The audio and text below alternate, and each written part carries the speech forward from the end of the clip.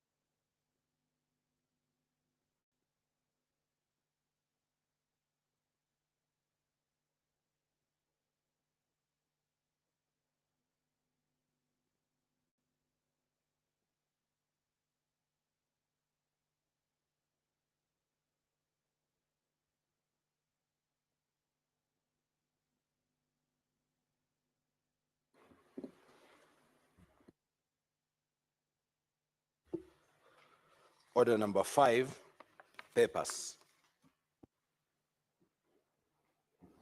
Now, honorable senators, for convenience of the House, allow me to arrange today's order paper. We will come back to order number 5, 6, 7, 8, 9, and 10, 11, and 12 after we have done order number 13. So clerk, proceed to call that order.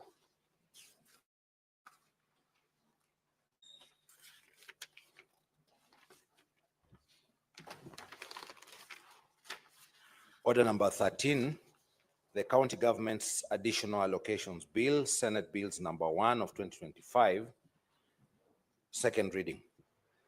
The Chairperson, Standing Committee on Finance and Budget.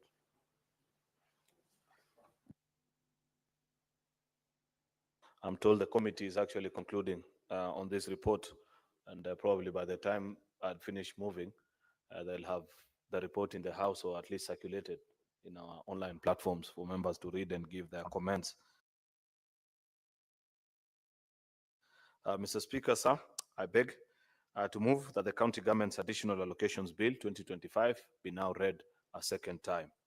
Mr. Speaker, sir, this bill is long overdue, and it's an embarrassment of monumental proportions that it has taken this long to agree on something that is so obvious and rather straightforward to us here in the Senate.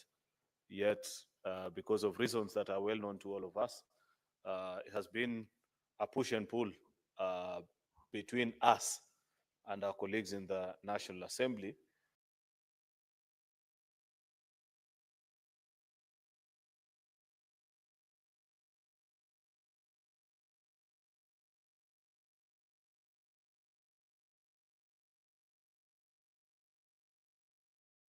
that has gotten us to the month of March, actually April, because this is in the last quarter actually of the financial year that counties are now going to receive funds that otherwise they should have received as early as July 1st, 2024. This is not what our constitution intended, Mr. Speaker. when we drafted the ornaments of devolution. It was envisioned, Mr. Speaker, that there'd be timely release of funds, that we will agree on basic issues and get our counties up and running. In fact, Mr. Speaker, the reason I'm saying this is I'd wish to lay basis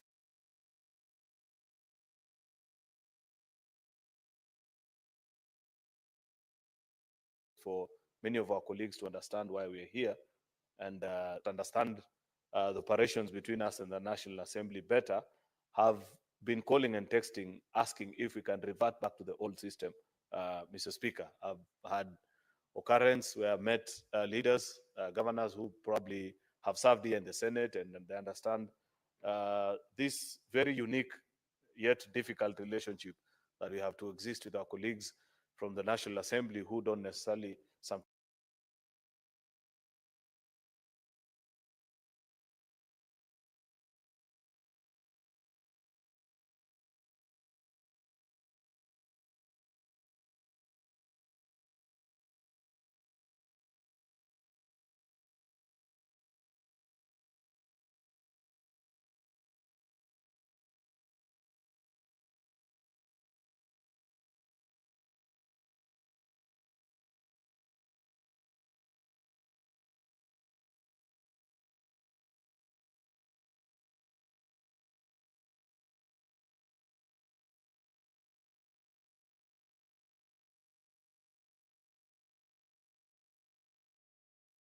share the same sentiments as us on matters devolution. Previously, and we have, and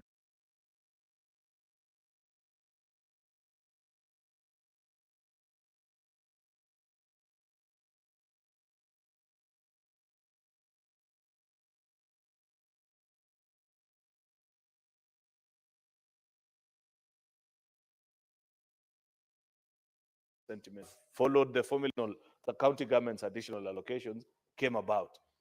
We never imagined, though, that that decision that was made in the best, the county government's additional allocations came about.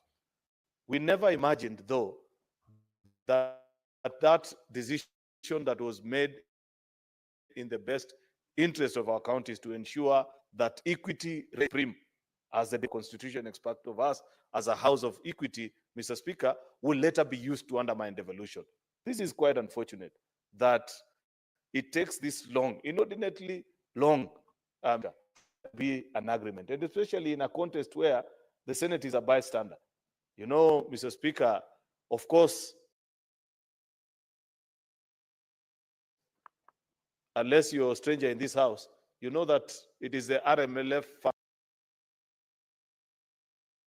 agree and bills are moved. Sometimes decisions are made without even consultation with the Senate, therefore it gets stuck. And there's just a delay after the other. Before you know it, we are on the 26th or 27th of March, like today, without having considered this particular bill. And therefore, Mr. Speaker, I want to request that we expedite now that there seems to be some headway. And I want to appreciate the diligence of the Budget and Finance Committee that have quickly considered this bill. The only part where you have failed, Senator Onyonka, Senator Boni, and the rest of the team, is that because you knew you were coming here today, and this was an extremely important business, perhaps you would have furnished us with the report, because now even I, as majority leader, I moved the bill without benefiting from the wisdom of you as a committee. I know you will share it, perhaps before members comment, but myself, I'll not have had the opportunity, maybe unless during the time of reply, because I know the finer details of any bill, Mr. Speaker, are always gotten from the reports of the committee and the members, and guide the House into making a decision that is in the best interest of devolution. Be that as it may, Mr. Speaker, I'm glad that the Senate is making this rather informed decision to ensure that, pursuant to Article 202 of our Constitution 2, that we are providing a process through which additional allocations for this financial year of 2024-2025 find their ways to the county. Mr. Speaker, this is not a small amount, and I'll rely on the wisdom of the committee members. To the best of my recollection, I think we are talking about in excess of 60 billion shillings.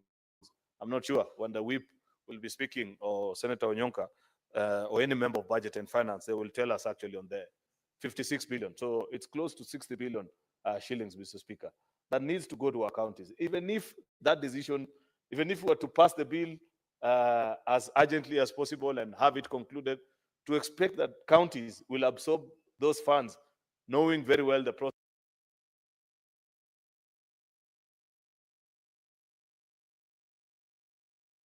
processes of government funding on the side of counties. And some of these donor-funded projects, unfortunately, bound are such that if it gets, say, to the end of this financial year, then the loan expires and you have to renew the instrument, Mr. Speaker. Therefore, it's a very, very untidy situation. I hope that this never happens again. I don't recall a time where we have moved actually a bill for funding to counties this late into the financial year. This, unless my memory is failing me, to the best of my knowledge, this is the latest it has ever gotten to. And it's really unfortunate, Mr. Speaker. So what are some of these schedule of funds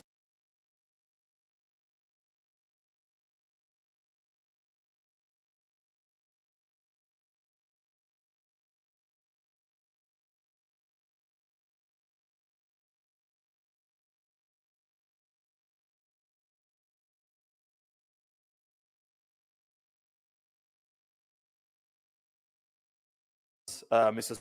Speaker, that from the national government share of revenue? It includes, Mr. National government share of revenue. It includes, Mr. Speaker, funds that are so basic, such as the construction of the county headquarters, a program, I think, in 2015, almost 10 years down the line. Even if you're constructing, surely, even if you're the contractor, by the time you're finishing the second floor, then the ground floor has started wearing out. What sort of building is this that you're building for more than 10 years, Mr. Speaker?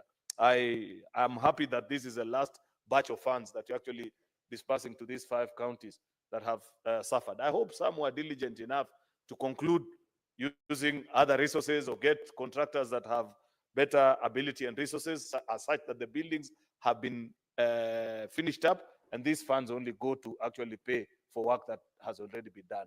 That's my prayer. But I know, Mr. Speaker, that it may not necessarily be true.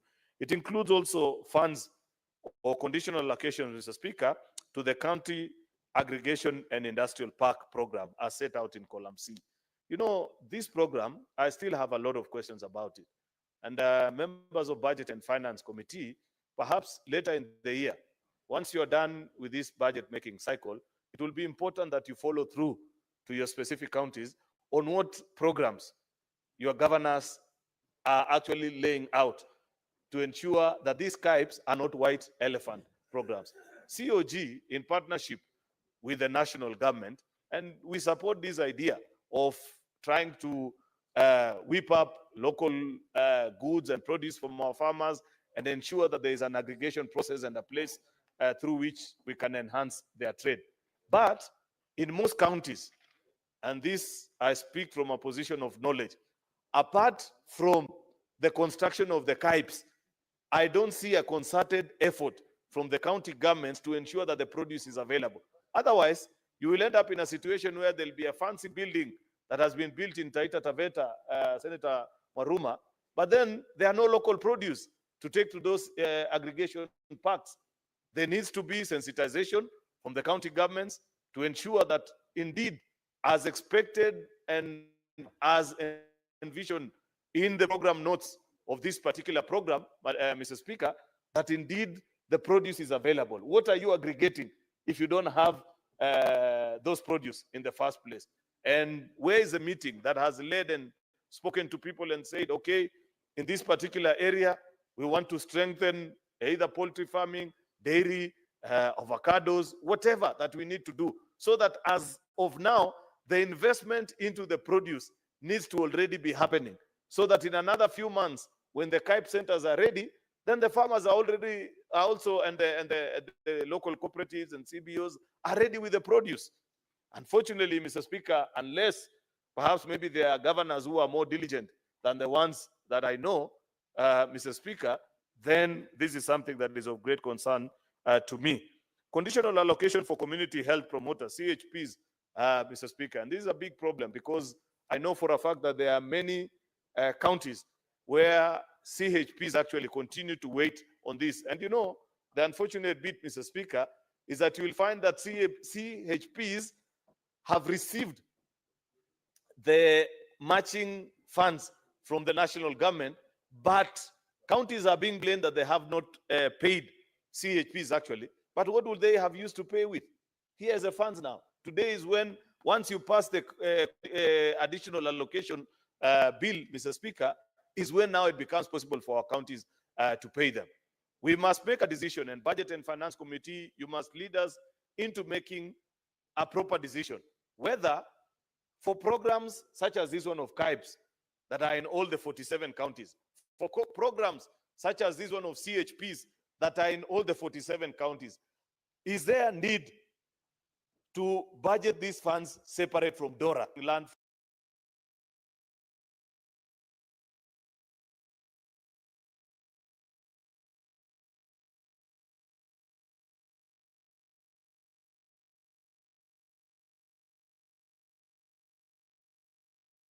from the experience of what this additional allocation business has taught us this current financial year. Remember the history that I painted earlier on how we found ourselves doing this particular bill, that we just wanted to ensure that there is equity in programs. Senate needed to have visibility and ensure that if there are additional funds going to counties, they are not skewed to benefit just a few counties.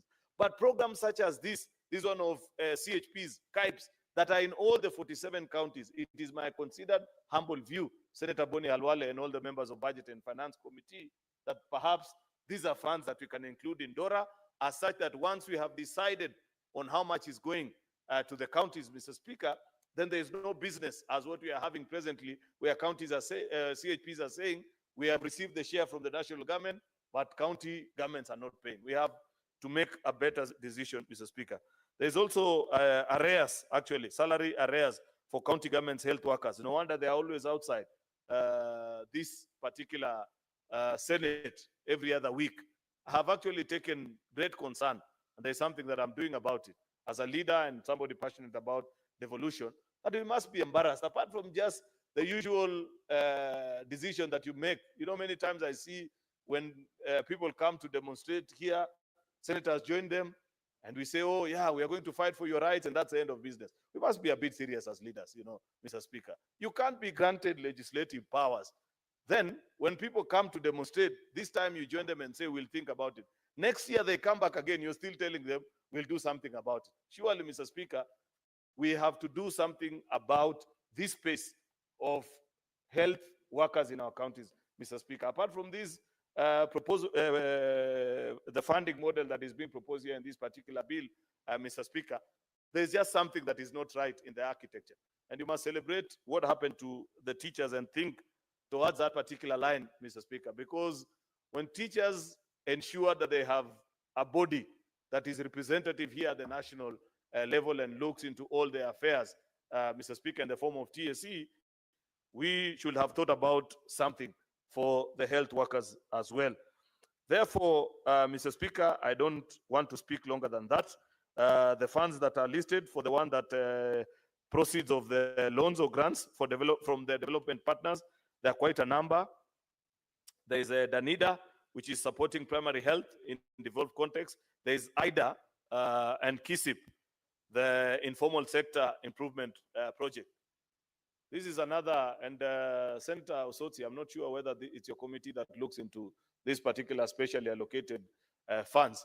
Because if there are funds that have been wasted in our county governments, it is particularly this program. I don't know whether it is the way that it was designed, but the one where county governments are doing something in partnership with the national on the informal sectors.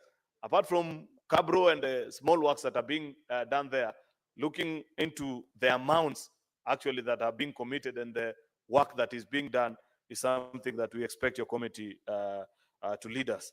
Of course, there is even money for finance emergency of a locust response project. Remember, there was a conversation about it. FLOCA, which is a local-led action on climate, county climate resilience investment. This one at least is a grant, but it doesn't mean that even if it is a grant, it is money that should be wasted. Should be used prudently. It's a grant to the people of our counties, and therefore should be used fairly well, Mr. Speaker. There is this other one of National Agriculture Value Chain Development Product. This is what I was talking about earlier, Senator Maruma. That should be the complement of the KIPES. that this program should be able to help our farmers at a local level begin to generate sufficient produce that will be aggregated into the KIPES. But so long as there's no correlation and people are just obsessed about who becomes a contractor of these projects or who does the shades, you know, we live in a very funny country, Mr. Speaker, that we must begin perhaps to move. If this money must be wasted, Mr. Speaker, and it's really unfortunate I have to say this, if this money must be wasted, then I'd rather it be wasted by ordinary citizens themselves, as opposed, Mr. Speaker, to allocating shades and structures without any direct benefit to the ordinary citizens. So these special funds, we must perhaps maybe ask for a project implementation report, how they were eventually used, what has been their success. And you know, the unfortunate bit, Mr. Speaker, is that they have very funny long names. So to keep track even is not easy. Even you as a senator, you'll get easily confused because you'll be told this one is for the KISIP, this one is for FLOCA, this one is for this one with a difficult name for agriculture.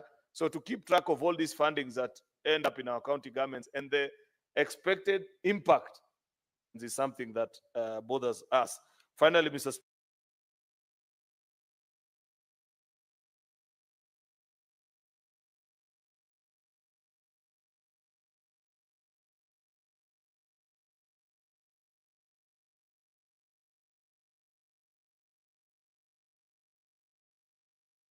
Speaker, is with those many remarks, Mr. Speaker, the listing is there of how much is going to each county, and this is as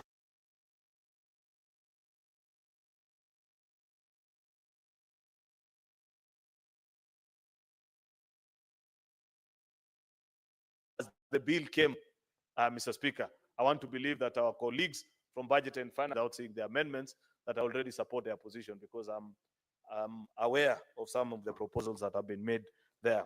With those very many remarks, Mr. Speaker, I want to request the whip of a majority side, who's a member of a Budget and Finance Committee, to second and help us understand better even more salient issues that perhaps I may have missed in my moving notes. I thank you, Mr. Speaker.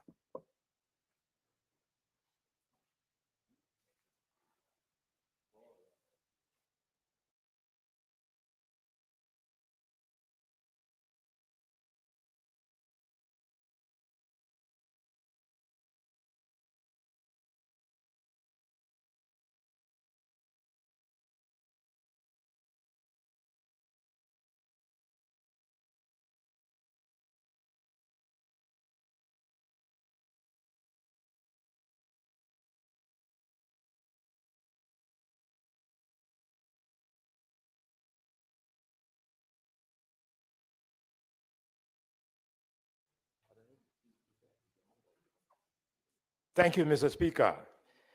Mr. Speaker, debate keeps on raging in this country on who is the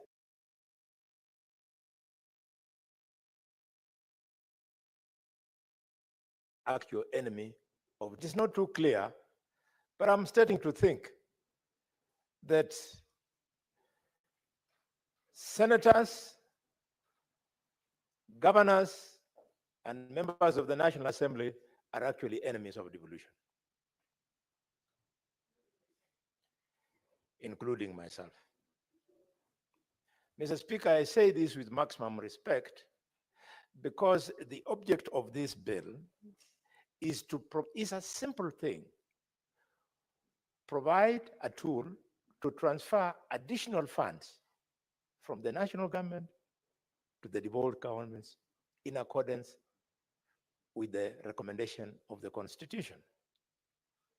So the process was done, as you will remember, and at its tail end, the recommendations which came from the first enemy, members of the National Assembly, then disagreed with them, then created a mediation committee. When you send us to that mediation committee, Mr. Speaker, we were shown the middle finger. To hell with it. And this is why, leader of the majority, we are now dealing with this business at the end of the financial year. The donors must be thinking we are mad people. Because what has happened is that the borrowed money has left the respective banks of those countries. The money is with the national treasury. Money is with the national treasury. Those countries are already charging interest. But as the money is at the national treasury, because senators, members of the National Assembly yesterday, Mr. Speaker, but important because it brought together senators, members of the National Assembly, governors, permanent secretaries, cabinet secretaries from a certain region of this country. And when we were in that meeting, in his wisdom, Senator Osotsi brought up this matter. And he was supported by the governor of Busia, Paulo Tuoma. Do you know, shamelessly almost went into disarray. Members of the National Assembly who were attending booed these two leaders in front of the president. We are not serious. And as the leader of the majority has told the country, the real reason is because members of the National Assembly want to benefit from the contracts that will arise from these additional funds. Some of them are contractors. Mr. Speaker, what do we do? And if one of you is not doing any of these things, they say you are not woke. You are not up to it. If you are really woke, you should be one of the people participating in those contracts so that you look rich and live large. We are at a place whereby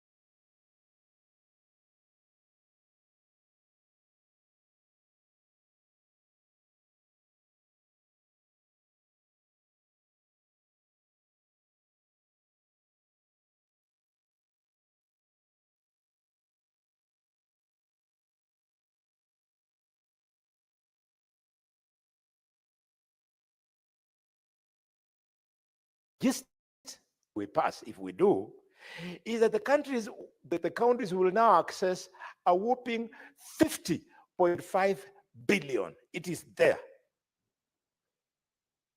It is there. We just pass it today, and countries will access 50.5 billion. Why would a member of the National Assembly not support that money going to the county where he comes from? And all counties are benefiting. Leader of the majority in the Senate, leader of the majority in the National Assembly, the presidency, you must bring the leaders together. We stop this nonsense. Members of parliament are the ones delaying this because they want to do business. So what have we done, Mr. Speaker? We have created 4 schedules. In the first schedule, we've made it easy. You'll see it, and we want to apologize for not having tabled the report by now. We just finished a few minutes ago. In the first schedule, Mr. Speaker, we have put 7.5 billion, which is the additional allocations that come from the national government as a share of revenue raised nationally. I'll go to the specifics. Then in the second schedule, we've made it easy. We have segregated the 10.5 billion shillings that governors and MPs are fighting over the road maintenance levy that we have created a second schedule for clarity.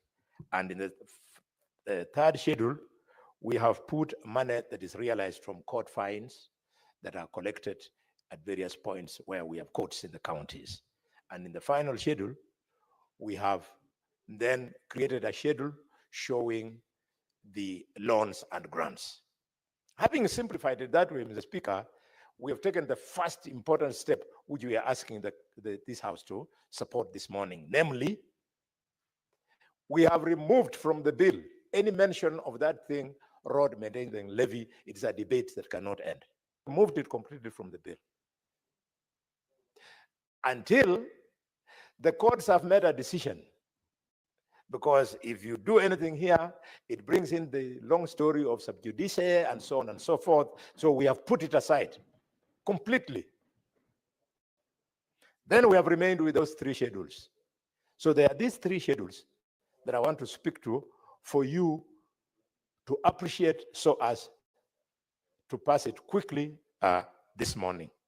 And in the first schedule, Mr. Speaker, the 7.54 billion will go towards construction of the stalled headquarters at those 5 counties that you all know. The second one will go to CAIPs, County Aggregated Industrial Parks. They are going to be undertaken in only 19. And this money has been enhanced, Mr. Speaker. Now, when you look at your schedule, your county might or might not benefit. So don't slow down the process by saying, okay, my county has not benefited and therefore I'm not going to support. It is because the National Treasury, and we have agreed with them as a committee, has phased out this process because the money is not enough. Phased out 18 counties, phase 1, phase 2, 18 counties, and finally, phase 3, 11 counties. At the end of the phasing, everybody will have gotten the 250 million meant for this. So even if your county like Kakamega is not benefiting, we still, like my Kakamega, we still pass it. Mr. Speaker, and then of course, there is the issue of the community health promoters. It is in there with a salary of 3.234 billion shillings and basic salary for county health workers worth 1.7, and transfer of museums to these counties, because museum under the constitution is supposed to have been devolved, but it was delayed. So we are cleaning it up, Mr. Speaker. Mr. Speaker, in the third schedule, which is fines, it is up to million shillings. These fines, we have decided to pass it, quote unquote, shingo pande, because it is even not clear to us when the authenticity of that figure. What tool do we have when money is being collected in Mombasa and it is taken to the consolidated fund? Now, when they declare to us that Senate, go and share it out, how do we know that the figure they declare is the actual and that they did not collect more? It has created a window for theft of public funds, and the committee has this morning directed that not the National Treasury, written to the Auditor General to do an audit of these court fines, because we believe that the money collected in Kenya has got fines, Senator, for Nairobi. The whole of Kenya, it cannot be for 2 financial years, only 116 million. It surely must be more. So we've been disturbed and we have ordered for that special audit. It will be done and we shall report to the House. The final schedule which is on grants, on grants and loans. It is the one that contains the lion's share of the amount of money. It is 35.66 billion shillings. I will not waste the time of the House by saying all the loans, describing them. They're in the schedule you're going to see, but basically that is where the biggest shame that the leader of the majority was speaking to, that we are having money to develop the country, and because of some funny interests, we are where we are. I therefore want to conclude in seconding this by, since the leader of the majority was not in the committee, by thanking the stakeholders who enabled us to come up with this very comprehensive report. And colleagues, we've tried to do a good job. In fact, today we started at 7 a.m. We've just finished. We've tried to do a good job. Where your county doesn't seem to be getting the best, please just agree with us so that we can make progress. I thank you, all of you. And with those remarks, Mr. Speaker, I second.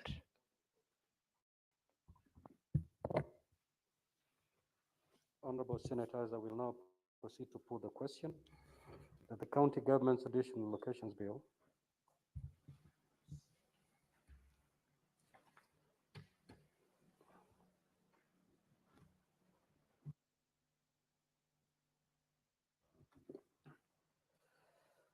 I proceed to propose the question that the County Government's Additional Locations Bill, Senate Bills number 1 of 2025, be now read a second time.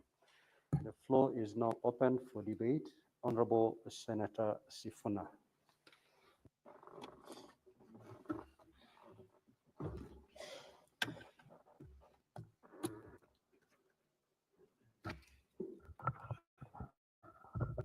Thank you, Honorable Speaker.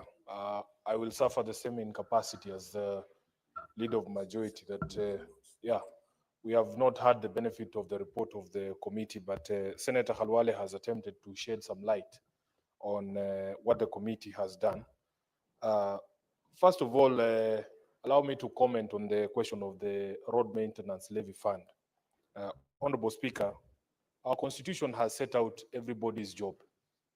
Everybody's job is clear in the constitution that certain classifications of road are going to be done by the county government, certain classifications are going to be done by national government. I am very proud as SG of ODM that my party leader and my party has taken a position on this question of RMLF, because we are solid believers and defenders of the constitution, and we believe in devolution. My party leader's position, and which is my position, is that members of the National Assembly has no business. They have no business constructing roads. And if they have a problem, the problem is not with Sifuna. I take my instructions from my boss, my party leader. And as a senator of Nairobi, I have been charged to ensure that we defend devolution at every turn. So that even in that matter that is before the courts, I remember the chair of the Council of Governors, who also happens to be from my party, appeared before the Roads Committee, and he gave us a chronology of this fight. And in his wisdom, he had indicated that, in fact, they had tried to have conversations with the National Assembly, but those conversations never worked.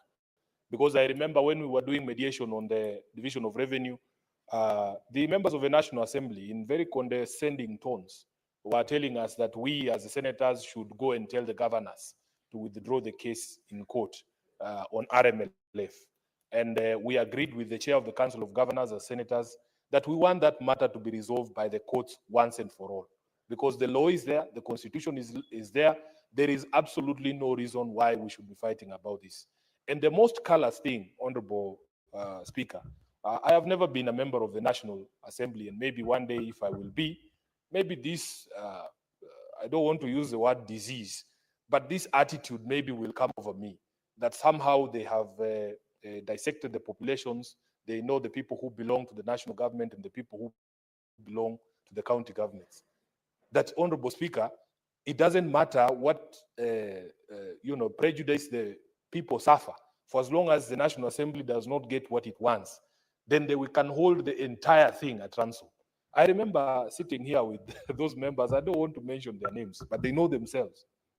Honorable Speaker, they told us in no uncertain terms that if they don't get RMLF, we will not get division of revenue.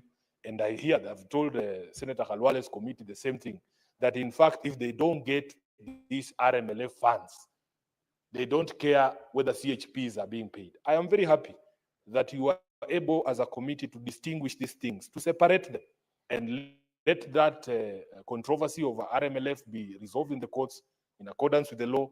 But really, it is very callous, even for the members of the National Assembly, the 17 of them from Nairobi. I don't think that they would feel proud that CHPs, the 7,400 CHPs in Nairobi, can go without pay for all these months just because they want to continue to build roads. Honorable Speaker, I want therefore to say that we hope that that controversy is resolved. As people who understand the Constitution and people who understand devolution, we know that the Council of Governors and this Senate are on the right side. I don't think, Khalwale, we are the enemies of devolution.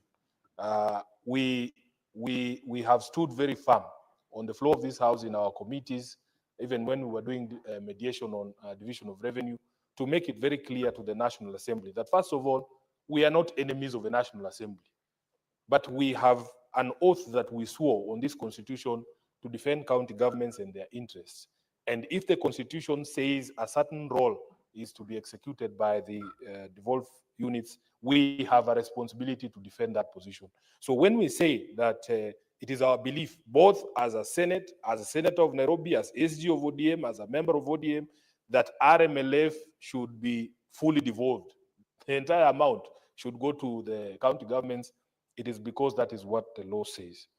Honorable Speaker, if you look at the schedule, the first schedule, you will see that for us in Nairobi, really, we were concerned with only two issues. Number one is, of course, that issue of the road maintenance levy. We have a budget of about 390 million Kenyan shillings in the supplementary budget for 2024-2025 for maintenance of roads.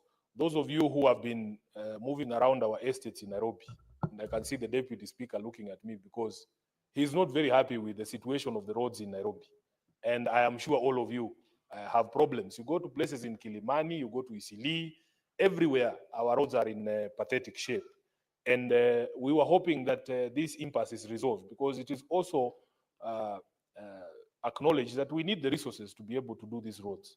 And therefore, we hope that it will be resolved as soon as possible. But you can see on that schedule, the first schedule, Honorable Speaker, we have the 224 million Kenya shillings, which is sufficient to cover the stipend of 2,500 shillings for 7,464 CHPs for 12 months.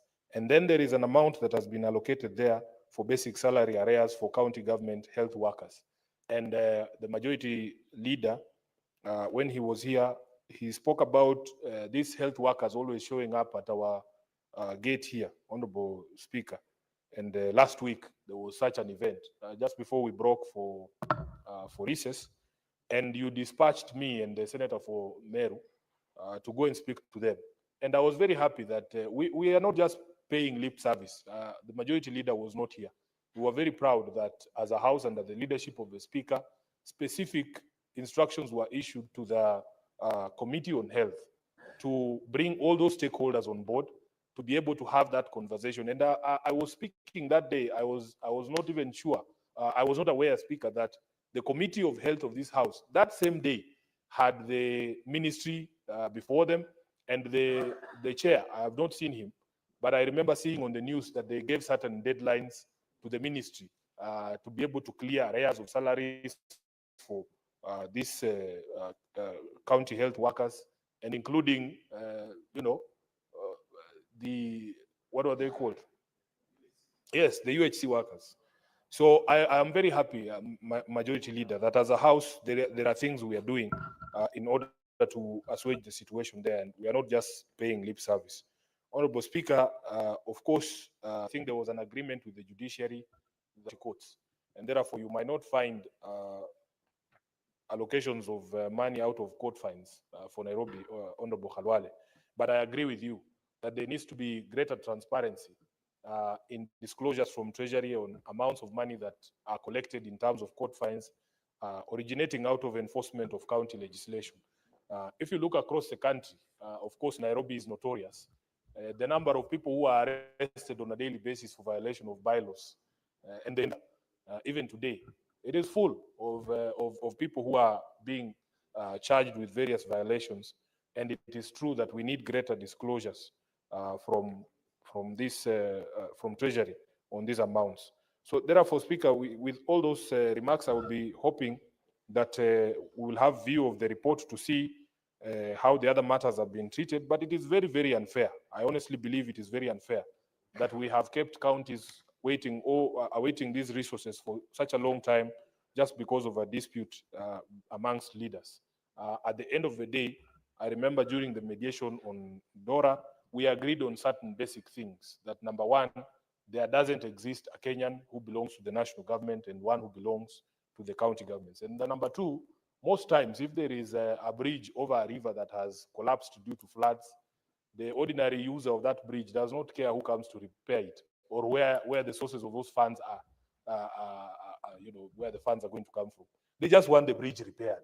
So as leaders, really, we should not have a situation where a standoff between the Council of Governors and the National Assembly results in such a situation, and including the many donor-funded projects, especially because of happenings that are going on in the US, this supporting healthcare in our counties. So with those very many remarks, Honorable Speaker, I want to support the report of the committee, and I hope that there will be resolution on the remaining or pending matters to do with road maintenance levy fund. I thank you, Honorable Speaker. Senator Murango. Asante sana Mstahiki Spika. Kwanza ningetaka kwanza kushukuru kamati ya fedha kwa kazi nzuri waliofanya, lakini na maneno mawili tu ya kusema. Kwanza niseme ya kwamba adui mkubwa wa ugatuzi ni wale walio katika bunge la kitaifa. Na Mswahili husema kimembacho kikivunja nafuu kwa mchukuzi. Uongozi wa bunge la kitaifa unafaa kumakinika kuhakikisha kwamba tunapopitisha, kwa sababu sisi ndio walinzi wa ugatuzi, tunapopitisha miswada hapa si lazima kuwe na vuta ni kuvute, kwa sababu fedha ambazo zinazokuja hazikuji kwetu kama seneta, zinaenda katika kufaidi wa Kenya. Na kwa hivyo ningetaka kuwasuta kwa hilo, na niseme ya kwamba kucheleweshwa kwa pesa mali zimefika. Mstahiki Spika, mua ukipewa kimbogoyo mzee aliyozeeka kama zawadi na kuanga ni matusi. Pesa tulio nayo siku ya leo, tunayopitisha siku ya leo, imechelewesha kwenda kule kwa sababu ya vuta ni kuvute ambazo hazina maana. Ingawa tunafuraha kwa sababu kama wale maofisa wa ugani ambayo wanafanya kazi ngumu katika gatuzi zetu wataweza kupata pesa zao, kwa sababu naona kama Kirinyaga kuna milioni 36 na kwa muda ambao hawakuwa wamelipwa. Ni kwamba hakukuwa na maana yoyote ya kuwachelewesha kiwango hicho na kazi ngumu wanaofanya kule mashinani. Mstahiki Spika, wengi wanaenda mguu kama mawakala wa ng'ombe, wengine hawana hata usafiri kuhakikisha kwamba afya inatunzwa katika sehemu zile za kule mashinani. Kwa hivyo nimesema ya kwamba kuteseka huko kote ni kwa sababu ya jitihada ambazo zilifanywa na wabunge wa bunge la kitaifa na kuchelewesha miswada ambayo tunapitisha hapa. Mstahiki Spika, tumepewa kazi moja muhimu sana, kuwa walinzi wa ugatuzi, lakini mlinzi mpaka pia apewe silaha, kwa sababu bunge la seneti limekuwa likimbweka ya kutosha. Nadhani wakati wa kuuma umefika, ili wajue ya kwamba pia sisi sio vikaragosi na wanasesere wa siasa. Sisi pia ni seneti na pia jukumu lazima tuhakikishe. Nadhani kuna venye wanatuchukulia kwa urahisi kama bei ya chumvi, kwamba miswada yao tukipitisha hapa tukipeleka kule, hata ambao hawanja soma unasikia wakiongea mitaani na kupinga ile miswada. Jitihada mpaka tufanye ili tueleweke na tuheshimike. Mstahiki Spika, nikimalizia, ni jambo la kushangaza sana kwamba vita imekuja kwa sababu ya pesa ambazo zinafaa kwenda kuangalia masuala ya barabara mashinani. Na wenyewe wanajua vizuri, ukiangalia vizuri ni kwamba barabara zimegawa kutoka yenye inaenda kwa Kenya zenye zilikuwa zinashughulikiwa na kera, zenye zinatengenezewa, zinatunzwa na kura, na pia katika katuzi zetu. Wakati wametoa zile pesa ambazo zinafaa kwenda kuangalia masuala ya barabara, hiyo ndio inafanya katika kaunti nyingi unapata barabara zinakaa kama mahandaki, zimechimbika, pesa za kufanya hiyo kazi hakuna. Lakini lazima pia tunaongea ukweli kwamba wakati sisi tunapigania kama siku ya leo, kwa sababu saa hii seneta yote ambaye ako hapa akikutana na gavana wake atapigwa pambaja kwa kazi nzuri ambao, kwa sababu leo tunakuja kupitisha pesa itaenda mashinani. Tukimaliza leo, kesho tutakuwa ni maadui wakubwa pia wa mangavana ambao tunatetea siku ya leo. Utasikia kwamba anapiga kelele, hajui kazi yake, tunajua kazi yetu, lakini kesho itakuwa tujui kazi yetu. Nataka niseme kwamba venye tumembweka na kulinda kuhakikisha kwamba mangavana wamepata pesa, tutambweka hivyo hivyo pesa zikitumika visivyo kama bunge la Seneti. Asante sana Mr. Speaker. Senator Onyonka.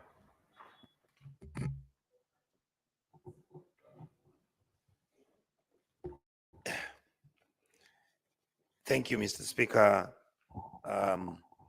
One of the points I wanted to make that because of the inevitable delay in the report being ready, the report which was done by the committee is actually much better. Colleagues will receive it because it clearly demarcates the schedules, the money from donor funding, conditional grants, and all other monies that need to go to every county. Number two, there is also clarity what every county has gotten in terms of donor funding, the FLOCA money, and all these other monies which have been in the program.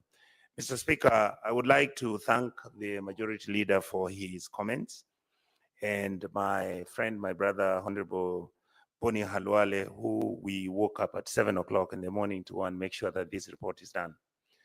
Mr. Speaker, this matter of dealing with the road maintenance levy fund is a problem.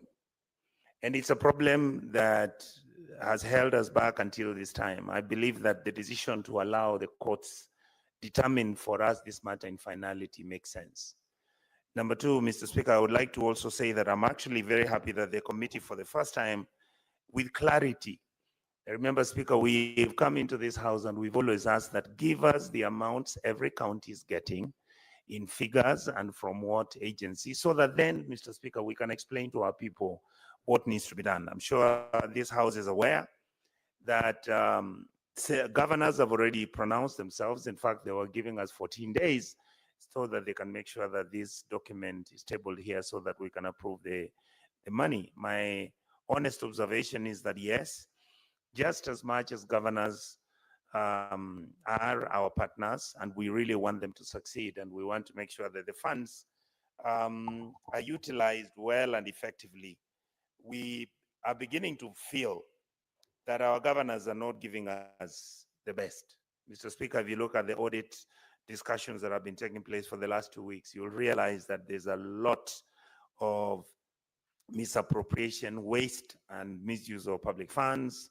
Audits are not up to date. In fact, Mr. Speaker, because I'm also in a position to know that the audits which we did the whole of last year, we are actually up to 2024-25.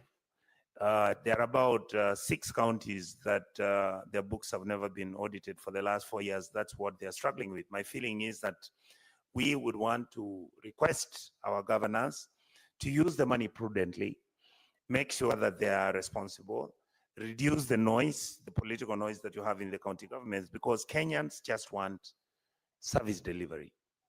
Mr. Speaker, Kenyans just want nothing else but to give them service delivery, make sure that we pay our nurses and doctors, make sure that our teachers are paid on time, make sure that capitation money arrives in our schools on time, make sure that money for road construction arrives on time.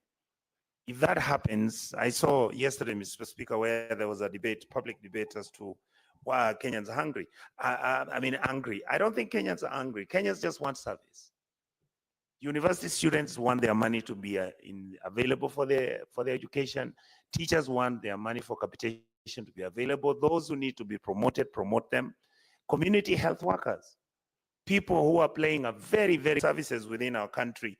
medical services are actually given first priority, you find that we are not able to compensate them, pay their allowances. As you had the Secretary General, ODM, my leader, Honorable Sifuna, talk, he has said here very clearly, for the last 3 months, we've been having members from the medical fraternity coming to the gates of the Senate to make noise why we are not paying them, why we are not honoring their CBAs, the agreements which some of them were signed 2-3 years ago. So, Mr. Speaker, I would like to say that as a committee, we appreciate the support that we have received from this House. As a committee, I think the team has worked diligently. I want to thank my chair, Honorable Roba, who has really pushed. While he's aware, we've been having Honorable Halwale with his experience and energy to hold in brief. I think we've presented to this House a report that is believable, that is factual. Every county, the money that has been given has been stated, whether it is for health, whether it is for agriculture, whether it's for roads. And I would like to say, Mr. Speaker, that the teams that were looking at the figures and the amounts and the amount of consternation it was raising. There were many issues that we dealt with, and we felt that because we don't have time, there was no need for us to have disagreements in terms of what the numbers were and what they were not. The only thing I want to remind many here is that last year there was a group of about 18 counties that were given money for the industrial parks, and we waited. I am happy that Kisii County, for example, Mr. Speaker, has also now been given the money for the industrial park, the money which was allocated for cancer as a special project has also been allocated. So I am positive and hopeful that we will continue working hard in this House. We will be standing our ground. I am happy that the senators, many senators in this House are now seized of the matter of the fact that we must be the people who are going to defend devolution. We must be the people who are going to make sure that when the money goes to the county governments, let us make sure, Mr. Speaker, that this money does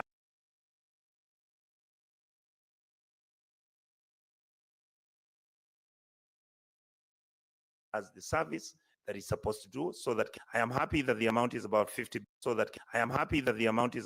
billion, which is not small money. I believe that we will be able to finish the county aggregation and industrial parks. I believe there are many issues coming. I want to raise this issue, Mr. Speaker. I want to raise this issue, Mr. Speaker, before I forget. Honorable Halwale, I want to tell you that we need to engage our colleagues in the National Assembly to realize that they have to make a decision whether they are going to become the tenderpreneurs in government projects and deals, or whether they are going to serve the public in making sure that the money arrives at the county governments and their constituencies.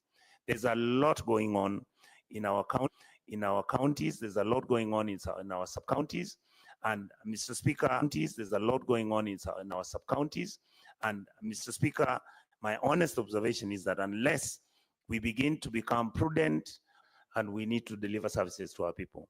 But otherwise, I want to say that the last item, which again, Mr. Speaker, you had Honorable Halwale mention, is the fact that yes, fines are collected by the courts, and then these fines are supposed to be transferred to the consolidated fund.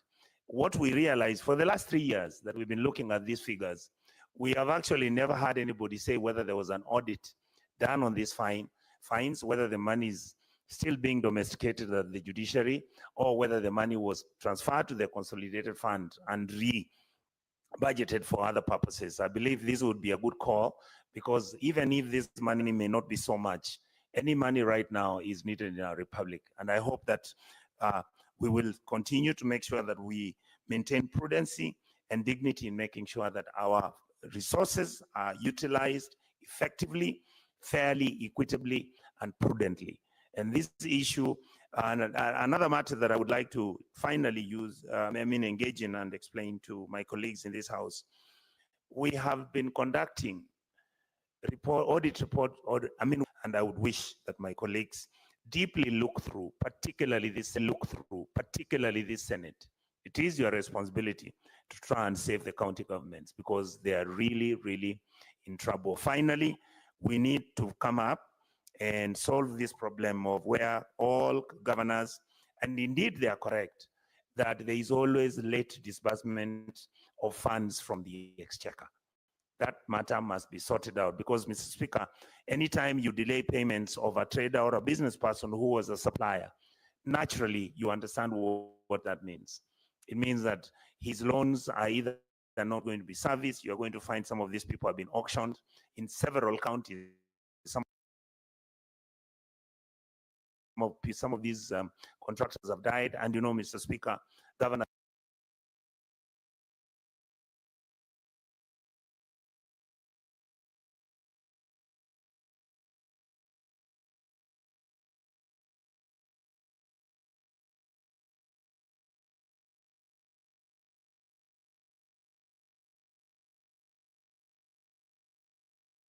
are no longer paying pending bills because now they're paying for the companies that they're using to do business for themselves. Second, and I hope that it will be expedited immediately so that the money can be sent to the county governments. Thank you, Mr. Speaker.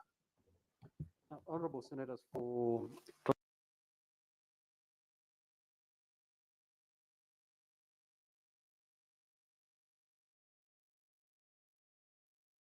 clarity and to guide the debate, we are on the second reading of the bill. Therefore, your debate should be based on the bill as opposed to a report, because the few senators who've contributed, they've actually not gone into the bill itself. So kindly base your comments on the bill, because we are debating a bill that has come for the second reading. Senator Katori. Actually the core nerve of our work to make sure that devolution works in this country, Mr. Speaker. Mr. Speaker, this bill is actually making provisions for the transfer of conditional allocations from national government's share of revenue and from government partners, Mr. Speaker.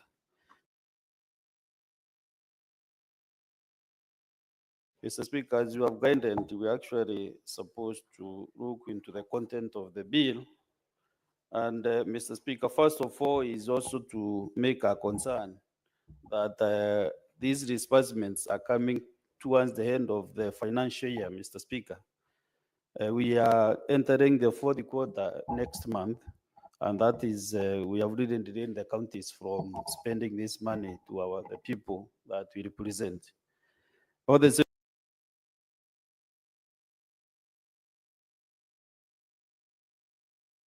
Mr. Speaker, I want to comment on the county aggregations and industrial parks, which 19 counties are benefiting from this fund, Mr. Speaker. And if we go by the figures, which is 105,263,158 per every the 19 counties, Mr. Speaker. But my concern also is whether also the counties have matched this amount, because the counties were to give out 250 million, and then the national government was to give 250 million to make it 500 million. So my concern is whether also the 19 counties, how far is this amount? And I remember reasoning to one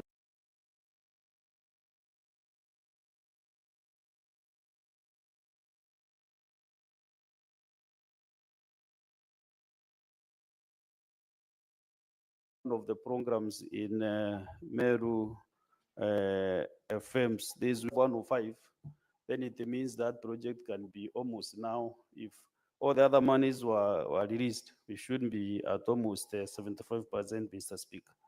Another issue, Mr. Speaker, is the CHPs. And as my colleague, the Senator for Nairobi, has well spoken, that you sent us to talk to the CHPs when it comes at the gate of the Senate, Mr. Speaker. And I'm happy that you committed the Committee of Health to work on this matter.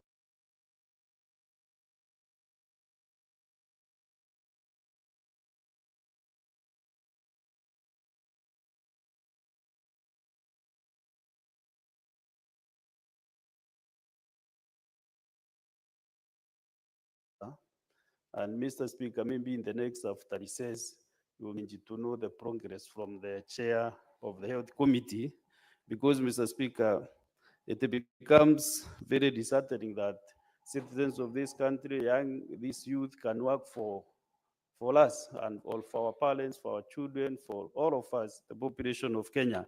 And then they are not able to get the money that they are supposed to earn from their sweat, Mr. Speaker. But I'm happy that this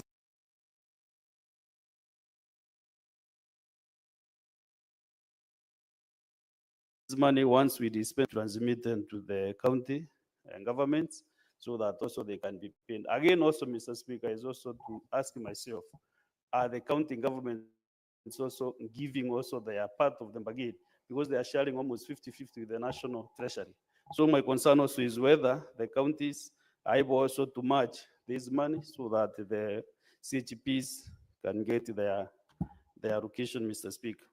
Mr. Speaker, the elephant on this bill is this schedule for the RMLA fund, Mr. Speaker. Mr. Speaker, when I served in the National Assembly, where Senator Sifuna doesn't know what happens there, Mr. Speaker, we used to have all the allocations. There was allocation for Kera, for Kura, for Kenya. I know also the percentages, and also there was also allocation for county roads, Mr. Speaker. How the National Assembly, that I think the Parliament has decided not to release this money to the county governments is a shock to me, Mr. Speaker. Because I remember actually 10% of this fund was going to the counties. Because we have county roads. The road going to my house is a county road. Mr. Speaker, as we speak, that road is very dilapidated because it's just from the highway, which is under Class B, under Kenya, and then going to my house to use now it's a county road. It cannot be funded by Kera. So if this money cannot get to the counties, Mr. Speaker, then it means I will never get to my house after these rains, Mr. Speaker. So should be, I think, the first priority, even from our courts, even though we don't direct the courts on what to do, Mr. Speaker, some matters are of national interest. So, Mr. Speaker, I wish our courts could really decide on this matter once and for all so that this money can go to the counties to make our own. And when members of parliament start these I don't want to say marking is because I want to use parliamentary language, Mr. Speaker, as much as possible. When they go and make these decisions, looking at their personal benefits, as not looking at the entire picture, Mr. Speaker. Like Meru, for example, we have 284 million, which should go to Meru.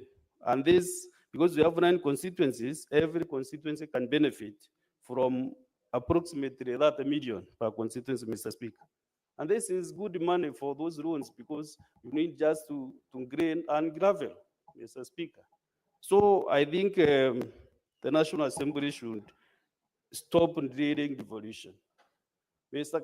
Honorable Senator Karore said that we have 3 enemies of devolution: the National Assembly, the Senate, and the county governments themselves. Mr. Speaker, I want to exonerate myself from a statement that, Mr. Speaker, I am a true defender of devolution. And when matters touching on devolution, especially on mere matters, even come to this floor or even outside this floor, Mr. Speaker, I'm the first defender, Mr. Speaker. And my colleagues know my position. When I decide the mayor should work, I mean it.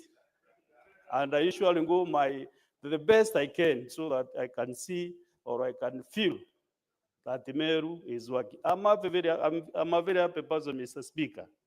Even though you are taken to court, I want to digress for 1 minute, Mr. Speaker.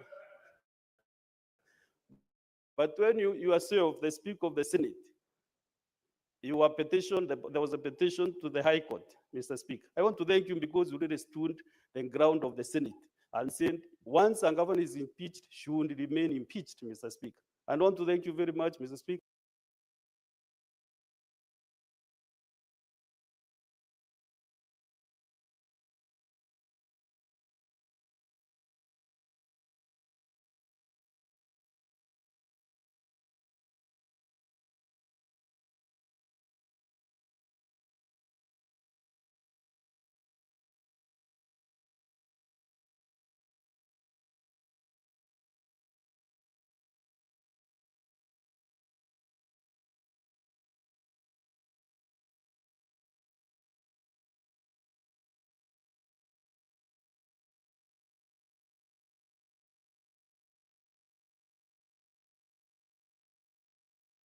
Speaker, your office, and also the clerks of, because I know the Senate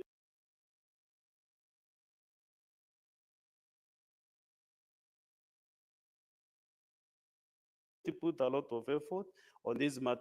And Mr. Speaker, Senate has now been respected. Let me tell you for free, honorable senators, the Senate has been respected because the decision that the Senate made has been upheld. And therefore, when I sometimes see senators trying to, I think, to play around with some decisions made by the Senate, I really feel for us, Mr. Speaker, because our house shouldn't be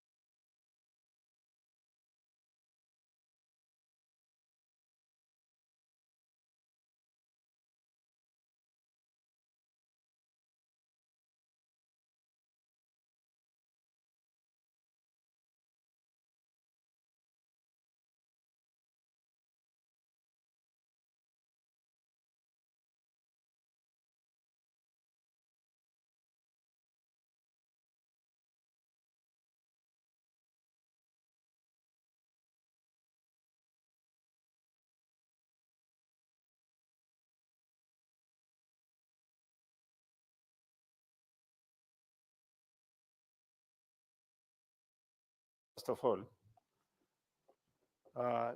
and I want to start with the Schedule 2 on road maintenance levy.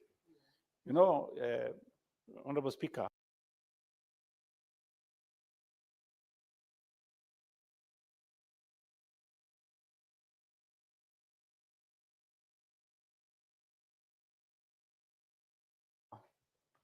I sit in a committee on roads with the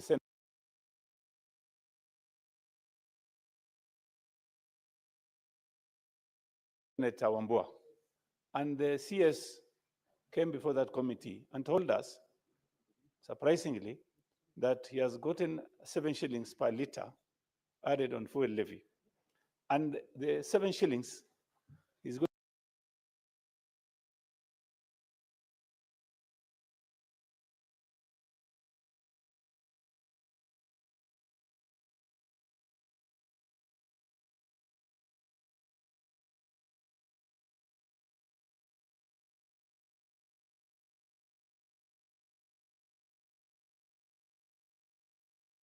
going to use the 7 shillings for off, and the collection, if I'm not wrong, is about 75. Surprisingly, he's discounting that money 6 years in advance. What does that mean? He's going to borrow money, or he's going to government, but pay that money in advance so that he can settle bills that are pending at the ministry. Honorable Speaker, I want to support what Senator Kitui has just said. If they are going to use the 7 shillings,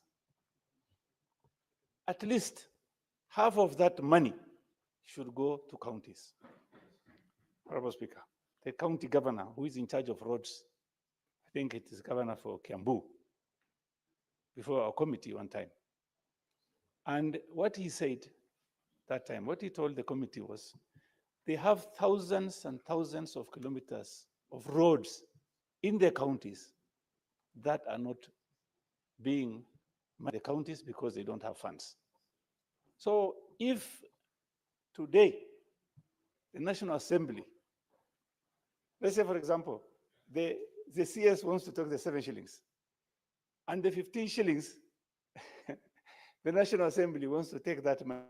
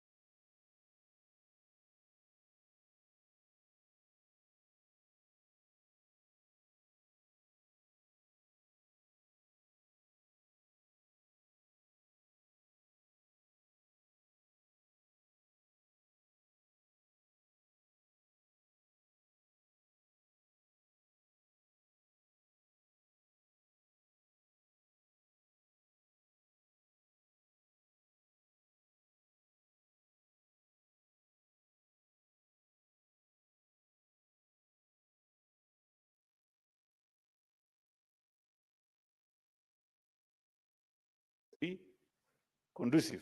Number two, delay in payment. Their salaries or whatever they are being paid should be paid. Speaker, I want to take you to third schedule on the issue of court fines. I've seen 10 counties receiving money meant for collected from the fines. Other senators have also said.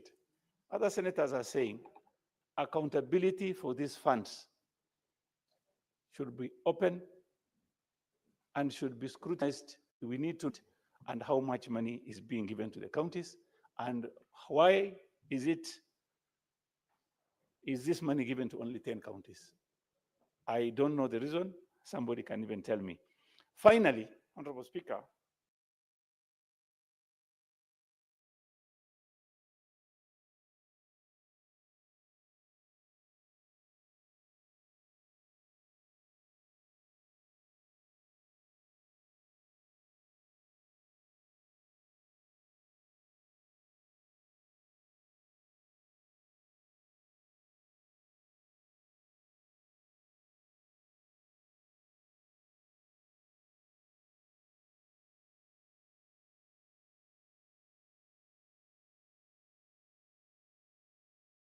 National Assembly is trying to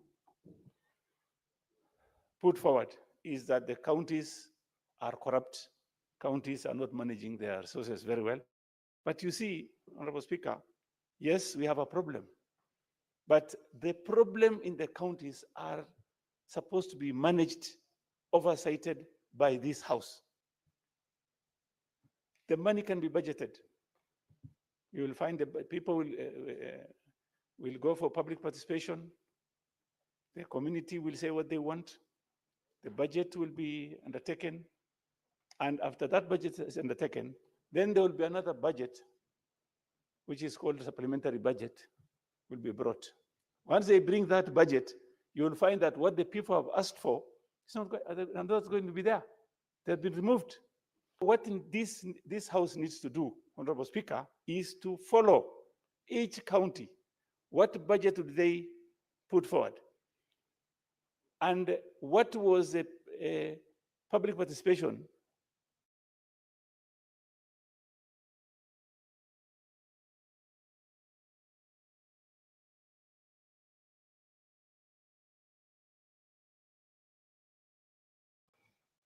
We have 47 counties, and I want to challenge my friends here. Please, whatever budget you are seeing on paper, go to your county if the work has been done or even started or completed. You will find that most of the works, I think in some instances, even 50, 60% are not done. Some are not complete. So we need to, when we pass this budget, when we support, we are thinking of supporting the governors. Yes, we need to support the governors, but we need also to support our people. We are not supporting an individual, we are supporting communities. If you really care about your community, where you come from, please visit your counties, go to the wards you have and see what project has been initiated, what project has been completed, what project has not been completed, so that you will know exactly the situation you are in.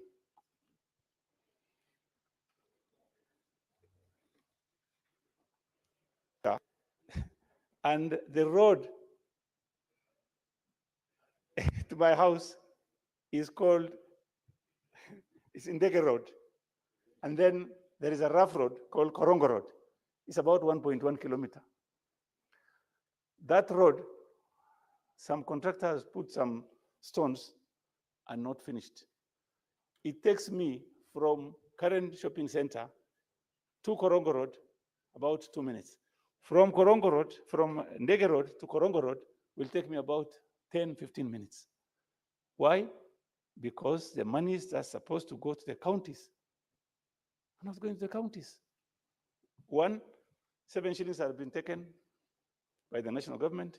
15 shillings, our friends, our brothers and sisters at the National Assembly want to take that money. That one is unacceptable. We will not, like what Senator Ambo said, the money is for Marsabit. If it is not going to Marsabit County, I will personally go to court to stop the National Assembly from taking this money from the counties. Thank you very much, Honorable Speaker. Next is Senator Catherine Muyeka. Mr. Speaker, for the opportunity to contribute to this bill. Mr. Speaker, this is the easiest bill to pass because, as a result of the pull and push, the egos of the National Assembly. Mr. Speaker, I was a member of the mediation committee on the SIGA bill, and it is so unfortunate that we could not discuss anything coherently because we were being blackmailed. We were being asked to speak to governors that what they were doing was not only undermining the people of Kenya, but it was also undermining the government program. For those of you in Kenya Kwanza, the bottom-up economic transformation agenda is actually seriously undermined by this delay. I can see majority is not here, but when you look at the first schedule, Mr. Speaker, the first schedule is about additional allocations from national government revenues, which actually means it is about implementing projects and programs that are within national government development agenda. Some of this includes the what was promised in the bottom-up economic transformation agenda. And I remember trying to raise it to the then chair of budget, who was the co-chair in the mediation, Mr. Ndindi Nyoro. I was asking him, I thought you are the supporter of bottom-up economic transformation agenda.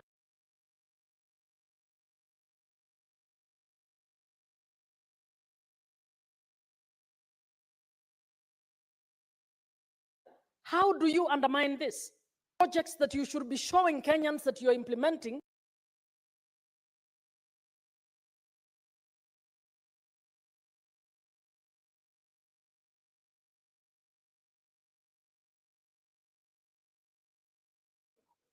You promised to come up with industrial parks in partnership with county governments. It was not county government's agenda, it was national government agenda. But you are here undermining the passing of the law that will deliver on that. Mr. Speaker, we will need majority leader, when you people have your PG, to actually advise your colleagues in the National Assembly that some of the decisions that you make actually undermine your own development agenda.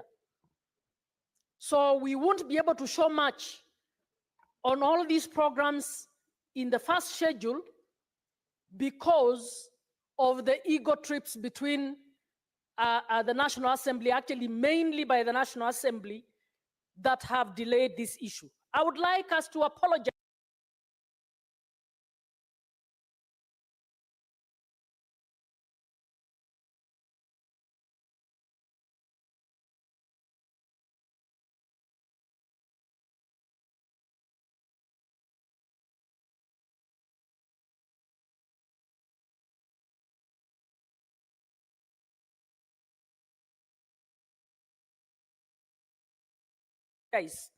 Period. So I'm requesting that period. So I'm requesting that the Finance Committee or the Senate at large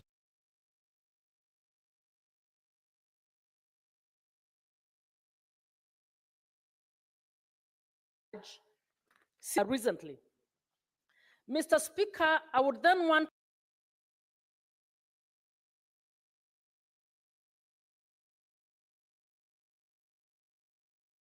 recently.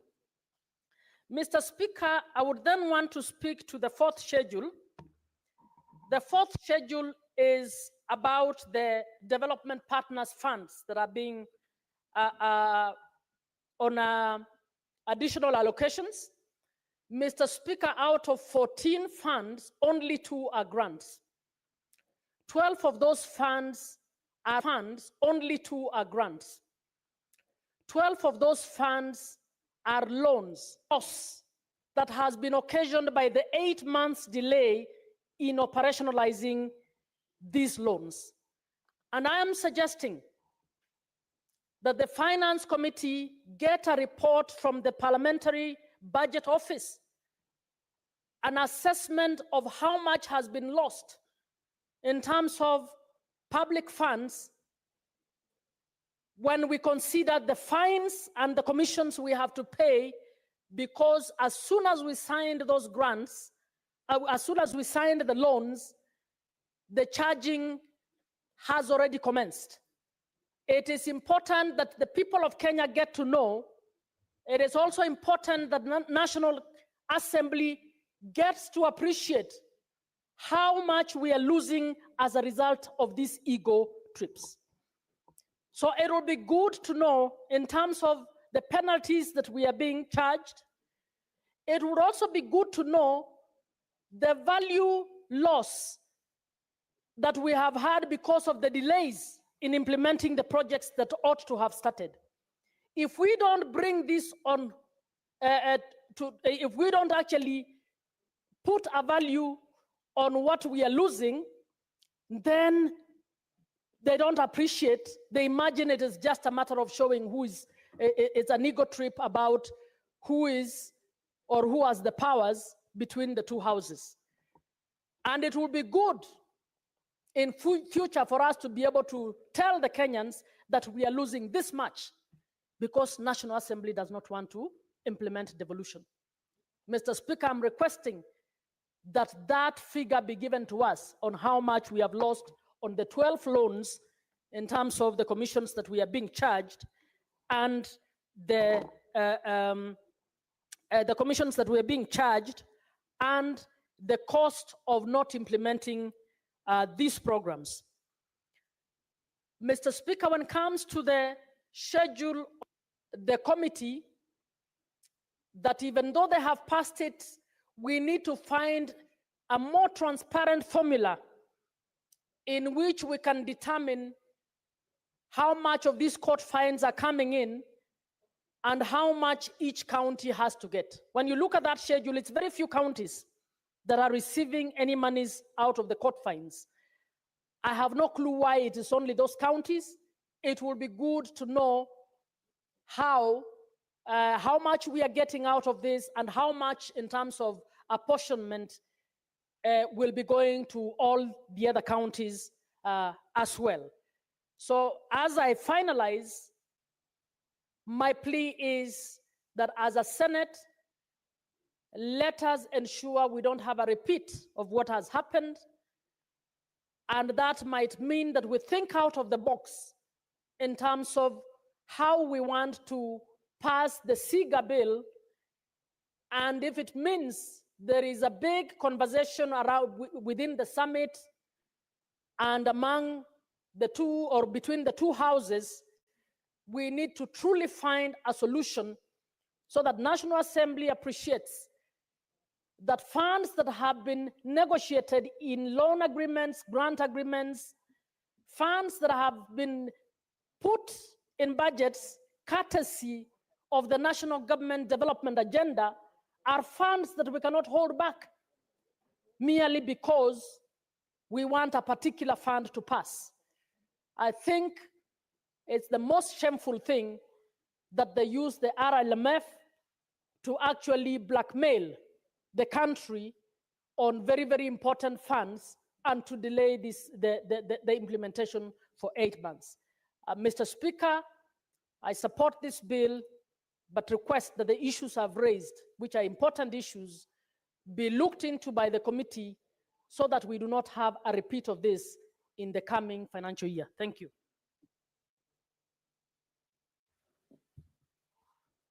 Senator Agnes Kavindu.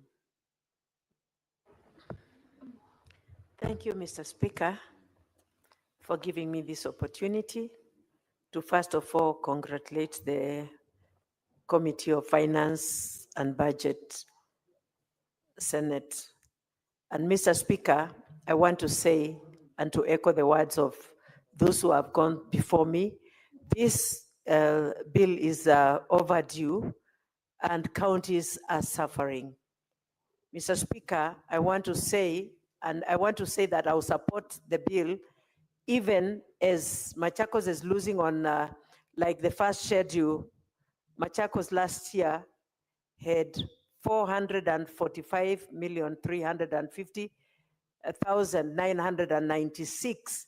And this year now they've been allocated 247,159,451, losing 48,967,916. And Mr. Speaker, this one, I can say it's because CHPs were not there before, and now the CHPs have been allocated in Machakos 83,250,000, which is okay. And as we delay and not passing this bill, the CHVs are suffering. Also, the doctors are on the streets demonstrating every day because of lack of payments and their promotions.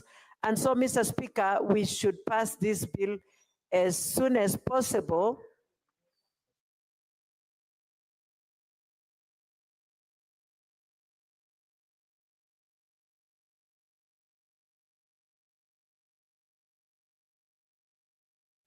Because on the doctors and the CH.5 billion, which is not very good, but which is okay for the time being, so that they can continue living just like any other person.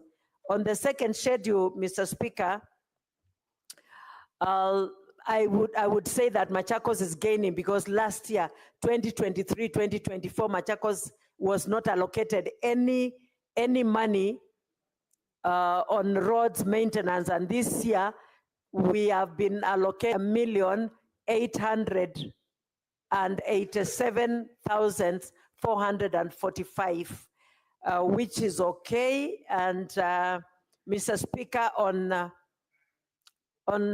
unconditional and additional allocations, county government from the court fines.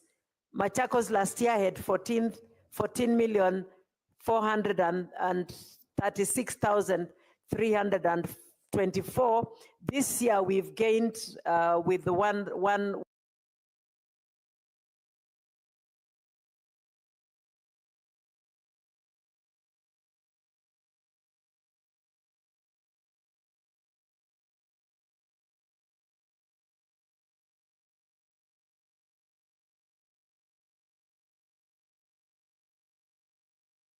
1,617,000. Mr. Speaker, I think we should pass it as it is, as we continue following up with the rest of it. Mr. Speaker, when we continue delaying, because this money has already been dispatched from the partners' accounts, Mr. Speaker, we continue losing on interest, and we continue paying on interest when the counties are not working with this money. So, Mr. Speaker, I would say that we pass it as it is, as we continue fighting for increment of it. And we should also warn county assemblies not to interfere so much on the the National Assembly not to interfere so much on the allocations of the county governments, because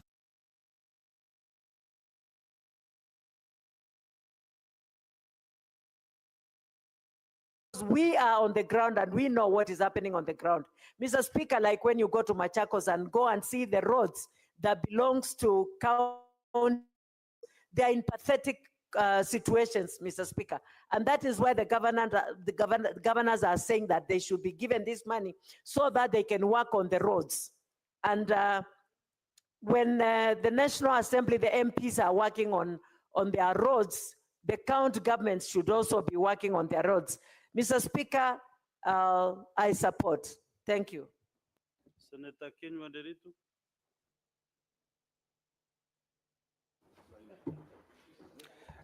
Asante sana Bwana Spika kwa kunipa fursa hii.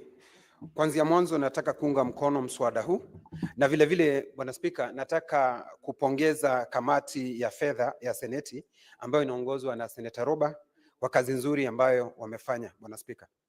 Bwana Spika, moja kwa moja Bwana Spika, nikiingia katika ratiba ya kwanza Bwana Spika, ukiangalia katika jedwali Bwana Spika, naona ya kwamba vile ambavyo, na kwa sababu jukumu yetu kubwa Bwana Spika kama Seneti hii, jukumu letu kubwa kulingana na kipengee 96 ni ugavi wa hela ambazo zinaenda katika gatuzi zetu, na vile vile Bwana Spika kutetea na kulinda gatuzi zetu. Bwana Spika, nakumbuka ya kwamba kiranja wa wengi Senator Boni Halwali amesema ya kwamba sisi ni maadui wa gatuzi, lakini Bwana Spika, nataka kumkosoa niseme sisi si maadui, lakini sisi tunatetea gatuzi zetu Bwana Spika, na vile vile Bwana Spika tunazilinda kutokana na wale ambao wangependa ambao ni maadui wa gatuzi. Bwana Spika, kuanzia mwanzo nataka kusema ya kwamba napongeza vile ambavyo wauguzi wa pale nyanjani Bwana Spika wamepewa hela, hasa Bwana Spika nikiangalia kwetu Laikipia Bwana Spika naona wamepatiwa milioni 25 Bwana Spika, kwa sababu hao ndio wanafanya kazi nzuri Bwana Spika. Ukitembea nchi kama Cuba Bwana Spika, utaona ya kwamba hawa wahudumu wa nyanjani ndio wanahusika pakubwa, kwa sababu wao ndio wako na wananchi pale mashinani Bwana Spika. Mgonjwa awe na ugonjwa wa saratani, awe na ugonjwa wa moyo na magonjwa yale mengine Bwana Spika ambayo yanaathiri watu wetu, wale ndio wako pale na wanaangalia wagonjwa wetu pale Bwana Spika. Kwa wao kutokuwa hawajalipo Bwana Spika inaleta kero katika nchi yetu ya Kenya Bwana Spika, na ndiposa wakati huu nataka kushukuru kamati kwa sababu tayari wameweka shilingi milioni 25 ambazo zitakwenda kwa wauguzi wetu wa nyanjani pale Laikipia Bwana Spika. Vile vile Bwana Spika, ukiangalia katika jedwali pale nataka sana kujadili mambo ya Laikipia Bwana Spika, kwa sababu kila seneta yuko hapa anaweza akaguzia kaunti yake Bwana Spika. Ukiangalia tena katika kulipa madeni ya wale maafisa wa afya pale gatuzi zetu, naona ya kwamba Laikipia tumepewa milioni 40 Bwana Spika.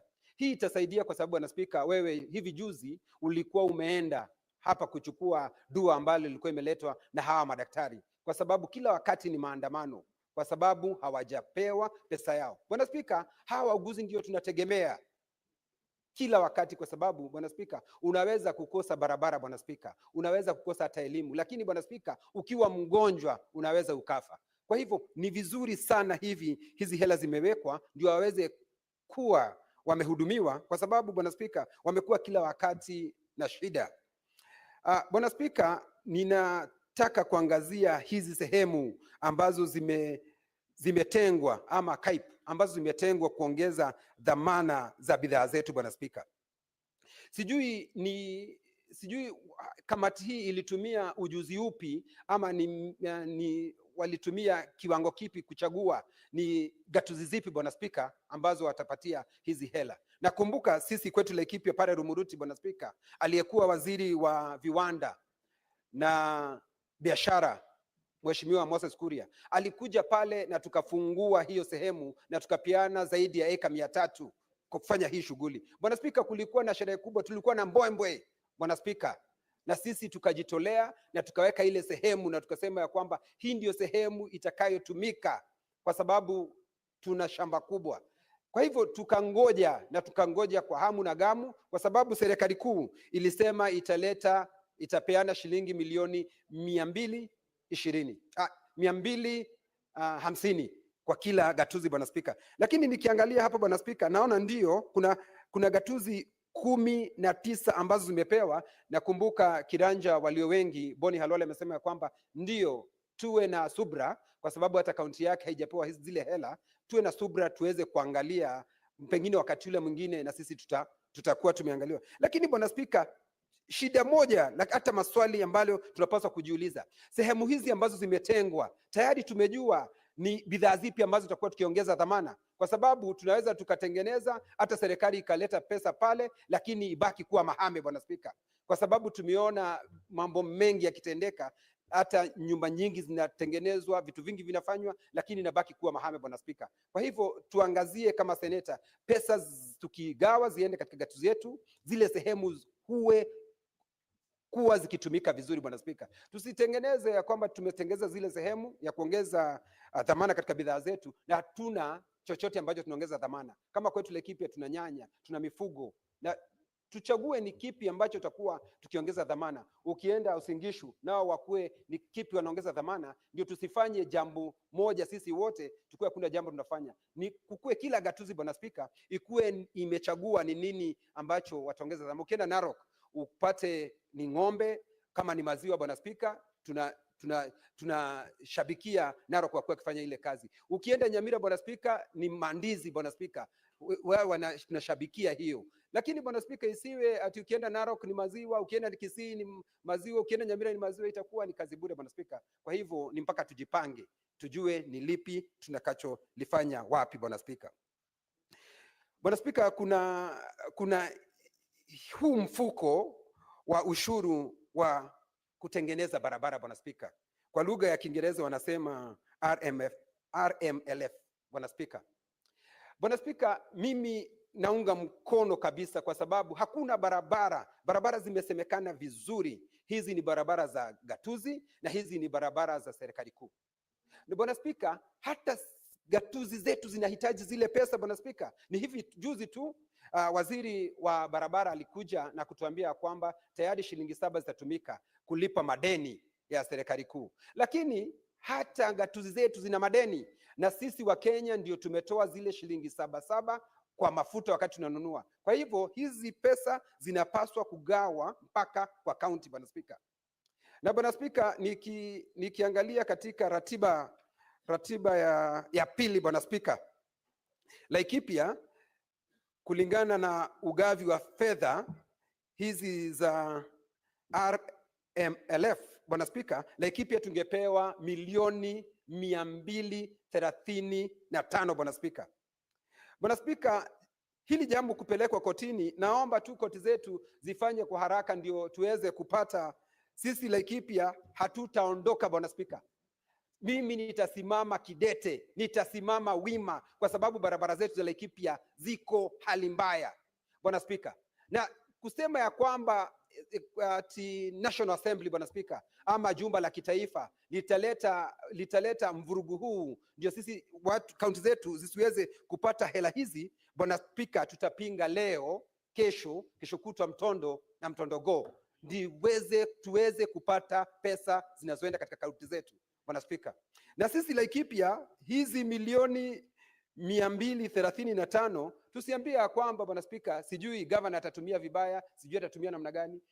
Kuna sheria zitafuatwa. Akitumia pesa vibaya, kuna kamati ambayo inaongozwa na Kajwang hapa, na kuna kamati nyingine ambayo inaongozwa na Otosi, na wanaangalia haya mambo kwa kindani Bwana Spika. Na vile vile Bwana Spika, tuna MCA wetu ambao wanafanya kazi ya oversight ya kwanza kuangalia. Kwa hivyo kusiletwe vijisababu vyovyote Bwana Spika kusema ya kwamba pesa hazitapelekwa katika kaunti kwa sababu fulani ama fulani ataiba.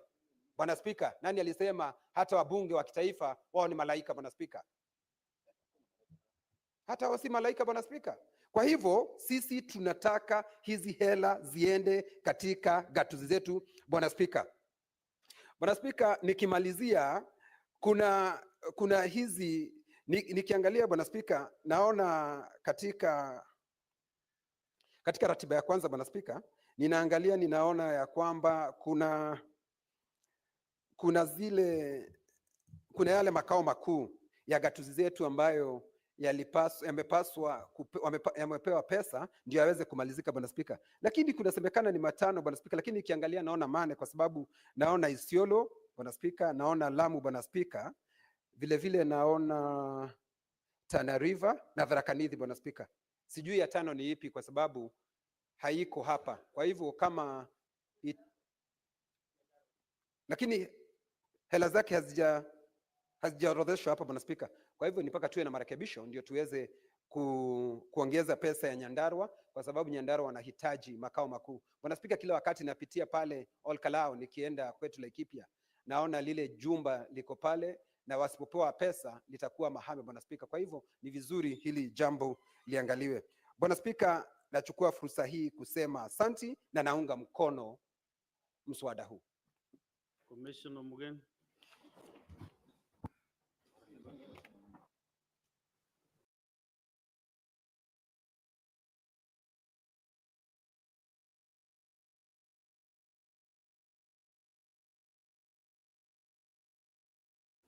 Yes, thank you, Mr. Speaker, for giving me to begin, Mr. Speaker, by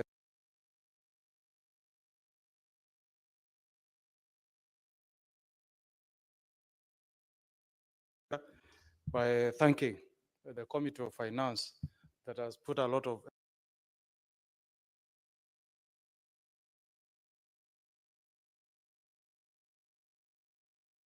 effort behind this bill.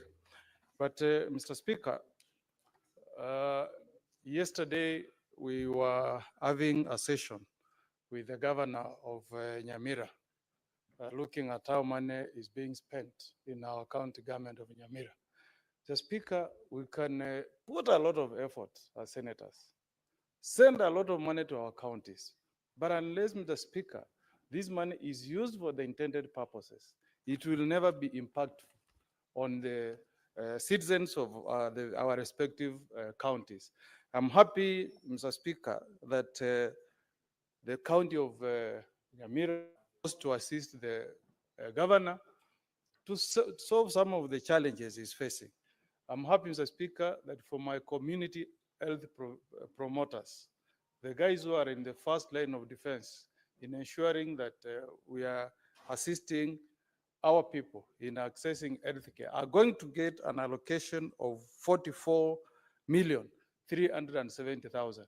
How sad is it, honorable senators, that in my county, the last time community health promoters received a coin from our county government was in October 2023. They have been working for more than a year without getting any coin from the county government of Nyamira. I hope and I pray to Almighty God that the governor will not be tempted to divert this money. This money should go to promoters so that they even grow to become specialists in their field. What is wrong in training these people in nutrition? Take them, those who have interest, they should join our health training colleges so that they grow and become nurses. But when you demotivate them, allow them to work for 2 years, you don't pay them. We are not motivating this kind of people. I had Senator Kinyua speak about the value chain addition. I can see, Mr. Speaker, that my county is receiving a total of 168,123,322 to support value chain for farmers. But I'm posing this question, Mr. Speaker.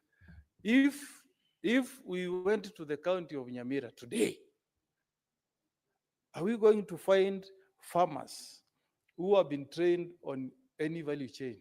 Senator Kinyua, if we come to your county today, we have been sending money to your governor. Will we find a group of farmers who will tell us that, yes, World Bank supported us now? If you come to Nyamira, I'm sure you'll not get anything. It's unfortunate, honorable senators, that this money ends up in the pockets of governors.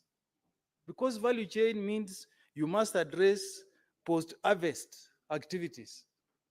Maybe if it's bananas, you should tell us that the Kisii farmers have now been trained.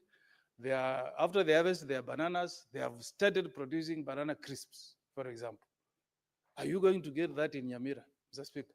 I'm sure you will not find anything close to any value addition on my farmers. I'm sure 100%. But how much money is going to Nyamira? 168,123,000. Have we even trained farmers on marketing? I don't know about Meru. Maybe Kawera may have trained the farmers before she left. I don't know. But I can tell you, Mr. Speaker, in many counties, Mr. Speaker, this money ends up in the pockets of governors. Yesterday, we were treated to a comedy, Mr. Speaker. Our governor said it took time to submit documents to the auditors because he wanted to rearrange photos that he took training farmers, photos he took doing public participation activities. But Mr. Speaker, when you look at those photos, it's like he took Seventh-day Adventists attending a church under trees, and he says this is public participation. And then he hides the images of the participants because he doesn't have to see there is a pastor somewhere. Mr. Speaker, when we give money to counties, let's follow with oversight. And I want to invite the Kajuang committee to come to Nyamira and we visit these farmers groups. Yeah, I'll accompany them. And I'm even inviting Senator for Narok. Let's go down to the counties, Mr. Speaker. I want to go to Nyamira and see this 168 million, Mr. Speaker. Which group of farmers benefited? And their names. Let me know the Mogaka. Let me know whether there is Onyancha, Nyaboke, Maria, Mageto. Who are these farmers who have benefited from this money, Mr. Speaker?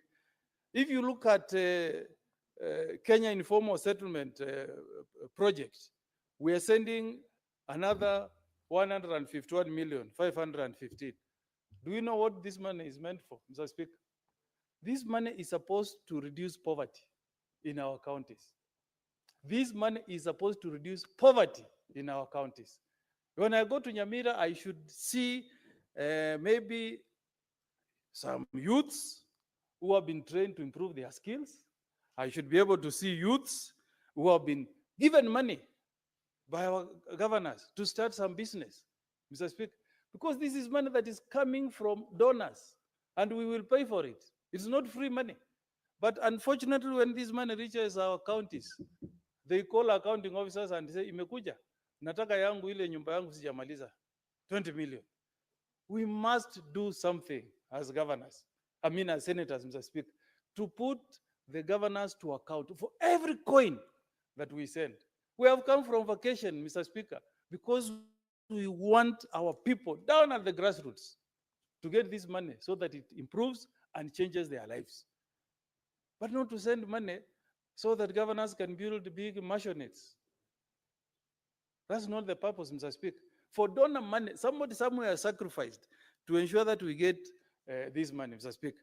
I plead with the senators to take advantage of our oversight committees. Invite these committees to your counties. Let the governor give you a list of the people who have benefited. I want to see from Nyamira the youth groups that have become beneficiaries from the hundreds of millions that is going to Nyamira. That's what it means to oversight our counties, Mr. Speaker, so that the money goes down to the villages, so that devolution can be felt, Mr. Speaker. Mr. Speaker, I've seen we have been allocated 105 million for industrial park. How I wish, Mr. Speaker, my governor can pick my call. I take him to Kitui to benchmark and see what the governor of Kitui is doing. Mr. Speaker, I want you to accompany me to Nyamira. You see what is happening at a place called Isironga, where the governor is doing an industrial park. All that he did is to put a fence around, did some groundbreaking, and that was it. But money has already been sent and spent at our county in Nyamira, Mr. Speaker. I know, Mr. Speaker, that the intention behind the aggregate industrial parks was very good. We want to create opportunities for business for our people. But again, the same question, Mr. Speaker.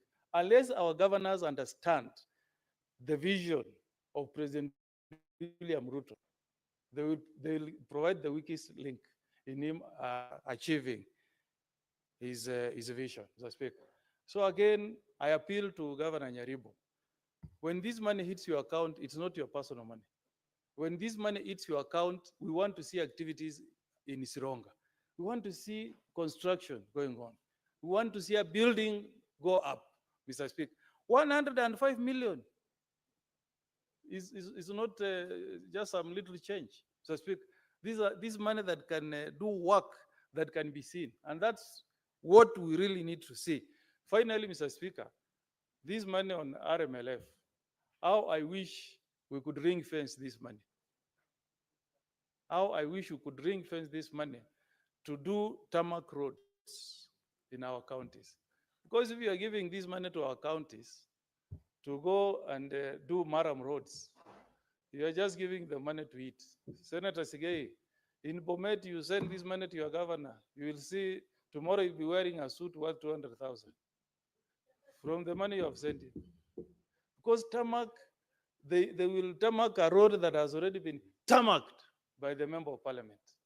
So if we need to transform our counties, let us ring fence, condition this money. If it goes to, even if you do 2 kilometers, it's okay. Let us do even 5 kilometers in a financial year. In 5 years, we would have done 25. That will be transformative, Mr. Speaker. So I thank the chair for the good work done, but the job is also cut out for us as senators. In our oversight role, we must follow this money down to the grassroots and ensure that we get a detailed report on how it is being spent, who is the recipient, who is the beneficiary, all the community groups that have received the money. Let us have a schedule from each constituency so that governors will know that the senators of the Republic of Kenya are watching. I support, Mr. Speaker. Senator Wakiri Ilali. Thank you, Mr. Speaker, for giving me the opportunity to equally add my voice to this very important bill. Mr. Speaker, it's important because this House has been recalled from recess to come and deal with this critical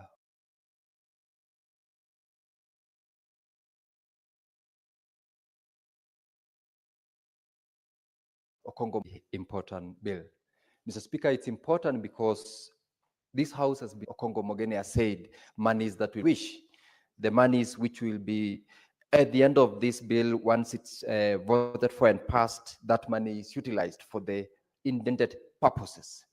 Mr. Speaker, it is a very crucial bill because besides us asking for the monies to be released to the counties in good time, we are equally called upon as the Senate to make sure that that money, once it's already released, is put into good use. I want to appreciate and commend the committee that has burned the midnight oil to make sure that this report gets here, the bill is availed before the House for debate and finally approval and vote. But again, the biggest and the greatest challenge is the fact that we have had to be recalled from recess because of the delays which has been occasioned by the sibling rivalry between this particular House and the National Assembly, Mr. Speaker. Nonetheless, we are here and the committee has done a commendable job. And I wish to just make a few comments, particularly with regard to the fact that we are dealing with this bill because we want our respective counties to get additional allocation. And it is reflected, Mr. Speaker, in fact, from the objectives of the bill, that this bill seeks to allocate supplementary or rather additional resources to our various county governments and define respective responsibilities, particularly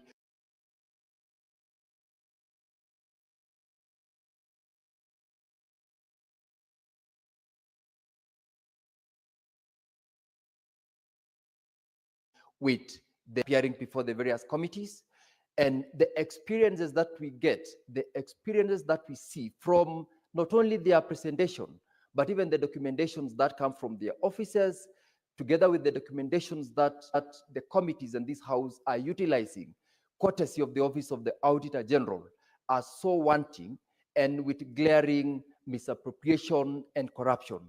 And Mr. Speaker, how I wish that even as we push for these resources, we do not send the resources, and as we have always said, have the devolved corruption use the money for otherwise unintended purposes.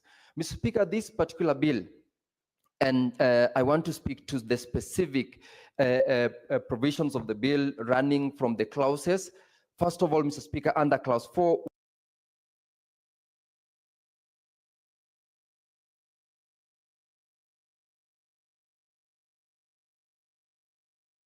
which deals with the first schedule of the bill, general allocations, which will consist of various funds. And these funds, Mr. Speaker, are the funds which, as I've said, has been occasioned because of the delays in between the National Assembly and the Senate. Mr. Speaker, the additional funds are pursuant to the provisions of Article 201, 202 of the Constitution. The most of it, Mr. Speaker, is the fact that we are asking all our county governments, or rather we are supporting all our county governments to get additional funding. In this case, Mr. Speaker, each county government will get additional allocation from the national share. And this particular fund will be expected to be utilized for the purpose that it has.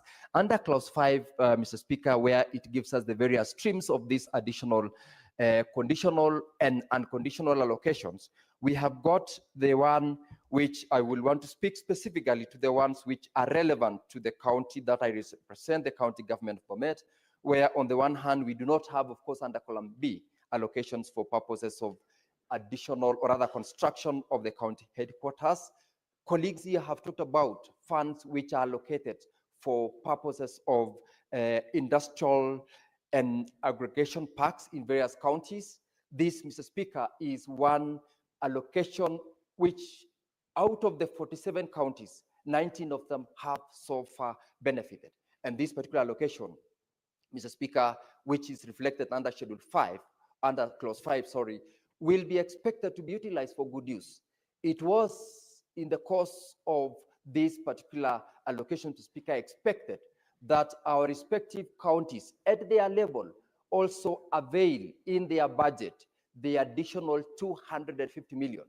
I am aware, Mr. Speaker, that in the county of Bomet, this ought to have happened in the previous financial year, so that even though it is not among the 19 that has already benefited, and those which will actually benefit from the passage of this bill, the allocation at the county level from the previous funds ought to have been utilized.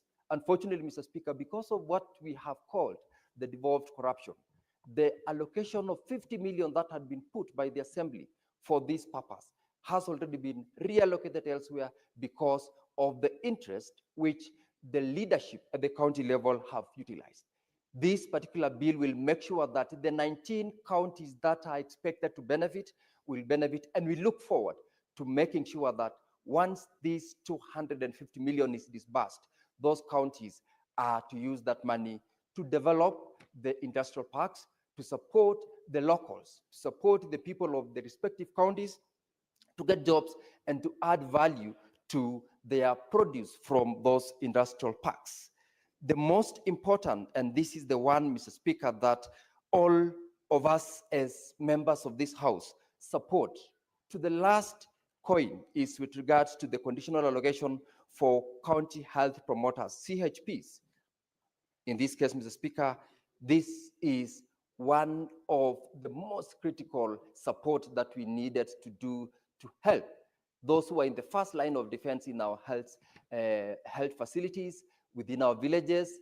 And these are the team that, Mr. Speaker, for the last over 2 years in the county government of Bomet, they have never gotten any payment from the county governments. This allocation, Mr. Speaker, will ensure that at least this team gets appreciation for the work they're doing, supports the community, and continues also to be motivated so that even though the allocation might not be sufficient enough to pay them for the work they are doing, they are appreciated and they will be able to continue. There is still the challenge of kitting. In most places, some of these community health promoters do not have kids. They actually risk their lives, they risk their health in their process of supporting the communities that they come from. And in this case, in most cases, in most counties, without any money that has been paid to them.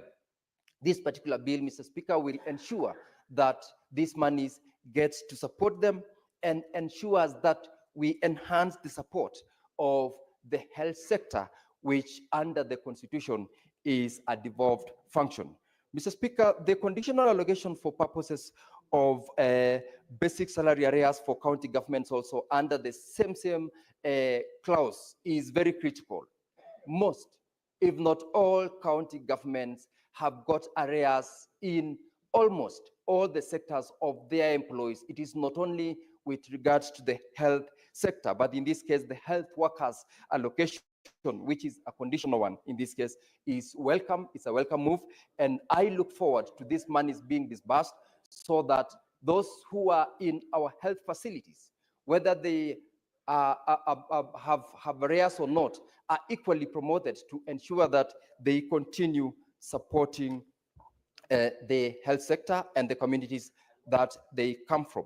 Mr. Speaker, clause 7 and 8 of this particular bill, or rather from clause 6 of this particular bill, Mr. Speaker, provides that the cabinet secretary is expected at every 15th day of the month to publish what we call the transfers. In this case, it is expected that once this publication is done, we are able as a house to track and ensure that we're able to follow on the level of transparency and accountability, because these regular monthly updates which are required by this particular bill is to help us to get to know how much has been disbursed to this particular county, who among those who are in charge of those counties have responded by ensuring that they do an update of publication. And in this case, having them in the Kenya Gazette will ensure the transparency that we have.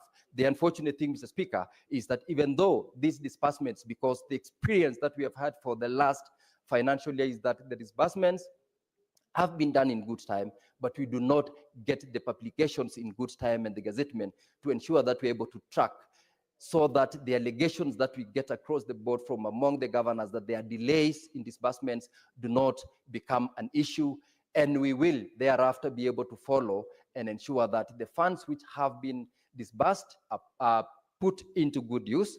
And I wish this particular clause will be fully implemented by the cabinet secretary as well as the CECs from the relevant counties, sharing with the public on those disbursements. Clause 7 on the clause 8, sorry, Mr. Speaker, on this annual reporting equally speaks to the concerns that we have.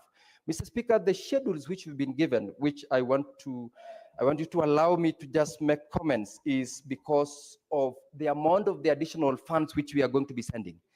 This particular bill will make sure that the county government of Bomet will get an additional 491 million Kenya shillings. How I wish this amount would be used into good use. How I wish that what we have since lost, which is subject of investigation of over 1.6 billion, do not become another conduit for the additional monies which we are fighting for. Today, we are angels, as one colleague has said here, because we are fighting for additional revenues to be given to our counties. But tomorrow, when we speak and ask for proper use of resources and ask the county governments and our respective governors, when tomorrow I speak and ask Professor Barchok how he has abused the opportunity given by misappropriating funds, we are no longer angels. But in this case, Mr. Speaker, we will fight, we will speak so that whatever little resource that we extend to the county government, that amount is put to good use. If we are talking about 74 million towards community health promoters, those people must benefit from that money. We're talking about basic salary for health workers whose arrears are in billions of shillings. they should get the money once the amount is disbursed. When we are talking about RMLF 163 million, that is an additional amount being allocated to the county government of Bomet. How I wish they are able to speak about the allocations for the last financial year, because in most cases, the monies that are not utilized for purposes of construction of those roads, whether even in some instances to be as motorable as those which are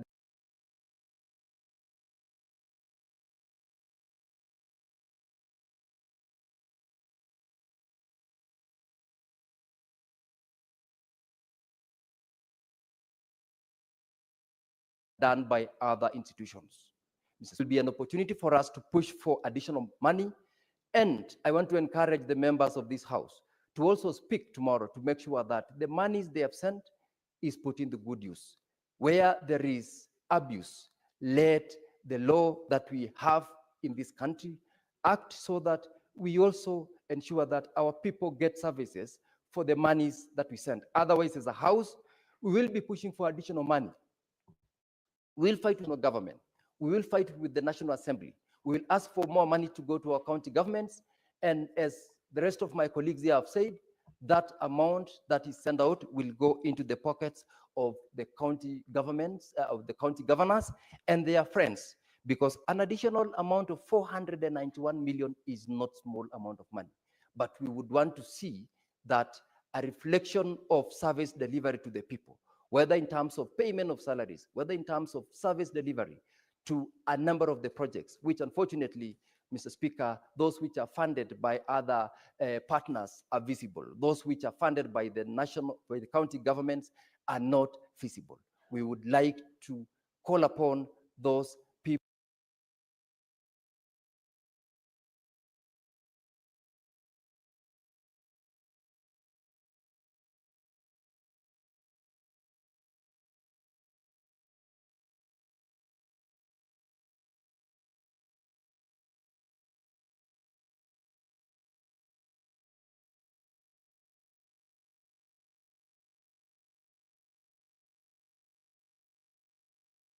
people at the county government led. So, or was rearranged. So for the purpose of today's business in the afternoon, I want us to lay some papers and give notices of motion.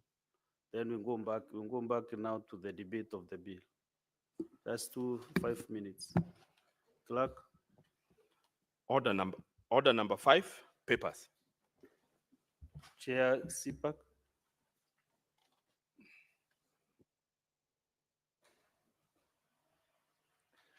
Mr. Speaker, sir, I beg to lay the following papers on the table of the Senate today.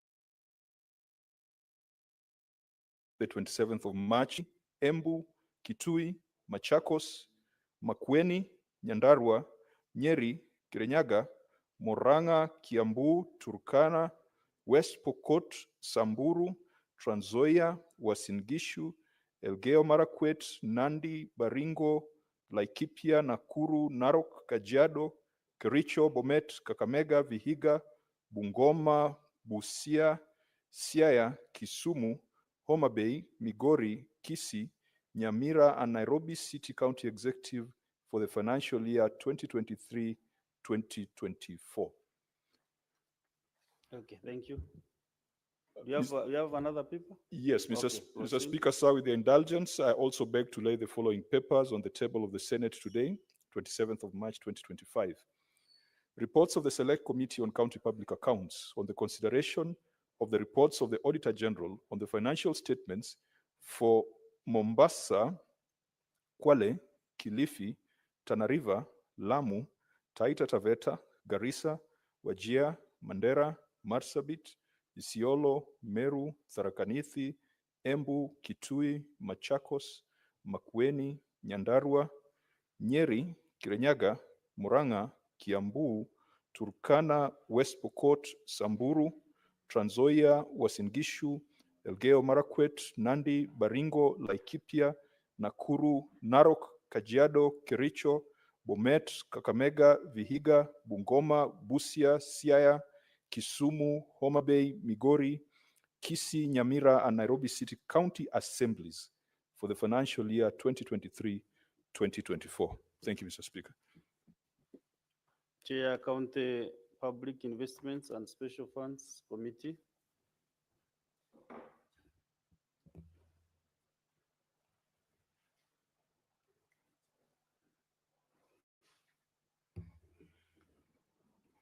Mr. Speaker, I beg to lay the following papers on the table of the Senate today, being 27th March 2025, the reports of the Select Committee on County Public Investments and Special Funds on the consideration of the audit report for the financial years 2023-2024 for Diani, Eldoret, Iten, Kapsabet, Kakamega, Kilifi, Kisii, Kinango, Kwale, Lamu, Lungalunga, Malindi, Mumias, Mwatate, Nyamira, Voi, and Wote municipalities. Further, Mr. Speaker, I beg to lay the following papers on the table of the Senate today, 27th March 2025. The reports of the Select Committee on County Public Investments and Special Funds on the consideration of the audit report for the financial year 2023-2024 for Busia, Kwale, Lamu, Malindi, Tavevo, Water and Sewerage Company Limited, and Eldoret, Gatanga, Gusii, Kakamega, Kapsabet Nandi, Kibwezi Makindu, Mbooni, Murang'a South, Murang'a, and Tana Water and Sewerage Companies Limited. Further, Mr. Speaker, I beg to lay the following papers on the table of the Senate today, 27th March 2025. The reports of the Select Committee on County Public Investments and Special Funds on the consideration of audit report for the financial year 2023-2024 for Busia County Health Services Fund, Kapsabet County Referral Hospital, Kisii County Teaching and Referral Hospital, Lamu County Referral Hospital, and Nyamira County Referral Hospital. Thank you, Mr. Speaker. Next is the Chairperson, Committee on Finance and Budget.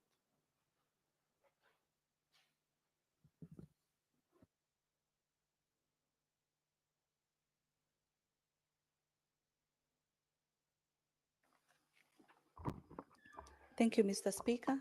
I do beg to lay the following paper on the table of the Senate, the today, 27th, report of the Standing Committee of Finance and Budget on the consideration of the County Government's Additional Allocation Bill, Senate Bill number 1 of 2025. Next order.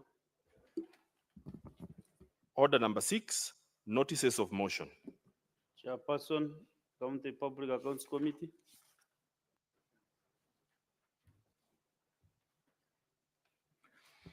Mr. Speaker, sir, I beg to give notice of the following motion, that the Senate adopts the reports of the Select Committee on County Public Accounts on the consideration of the reports of the Auditor General on the financial statements, Volume 1 and Volume 2, for Mombasa, Kwale, Kilifi, Tana River, Lamu, Taita Taveta, Garissa, Wajir, Mandera, Marsabit, Isiolo, Meru, Tharaka Nithi, Embu, Kitui, Machakos, Makueni, Nyandarua, Nyeri, Kirinyaga, Murang'a, Kiambu, Turkana, West Pokot, Samburu, Trans Nzoia, Uasin Gishu, Elgeyo Marakwet, Nandi, Baringo, Laikipia, Nakuru, Narok, Kajiado, Kericho, Bomet, Kakamega, Vihiga, Bungoma, Busia, Siaya, Kisumu, Homa Bay, Migori, Kisii, Nyamira, and Nairobi City County Executives for the financial year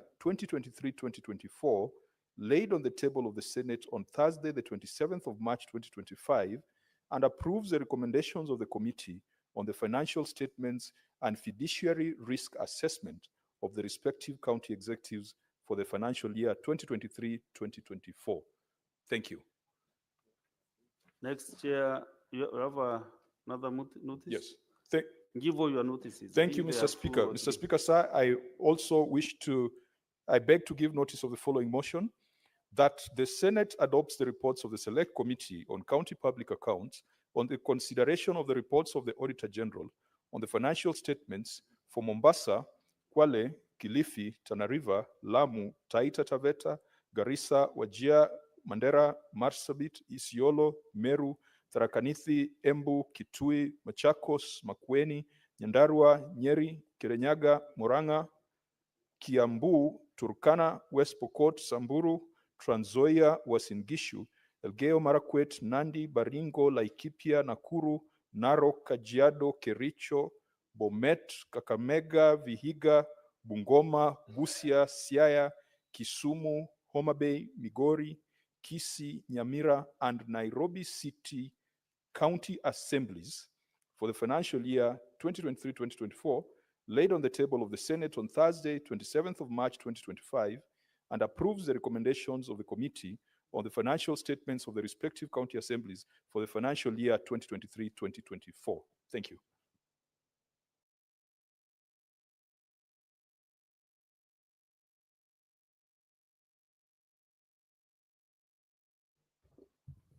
Senator Osi, you also may need to move your motion.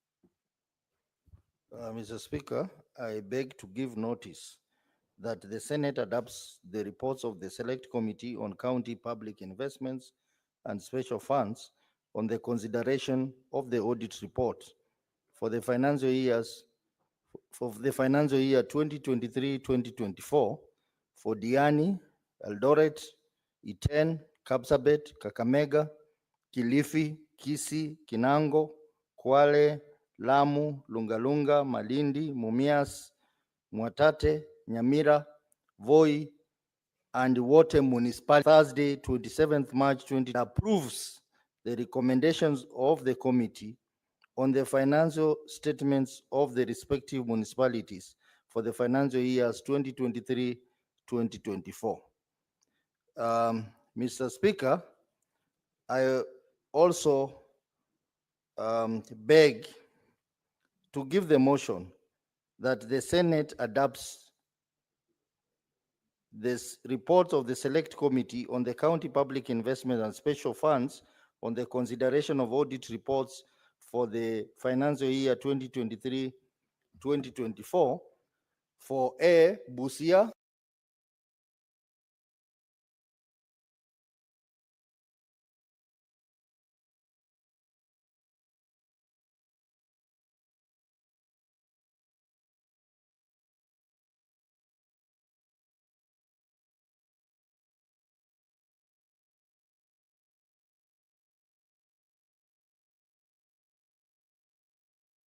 approves the recommendations of the committee on the financial statements for the respective water service providers for the financial year 2023-2024.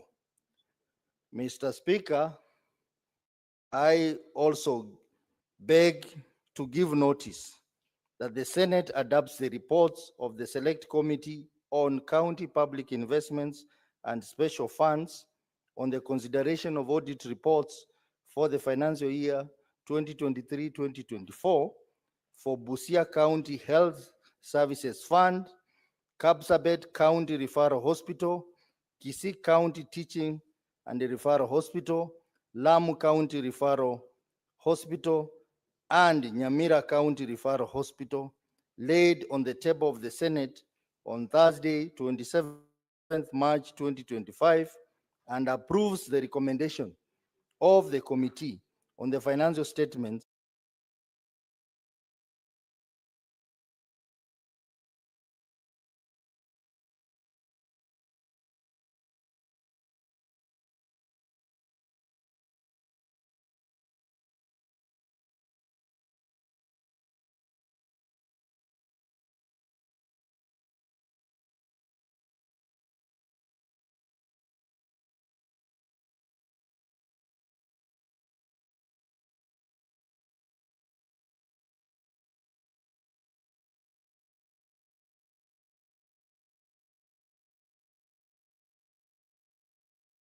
of respective county referral hospitals for the financial year.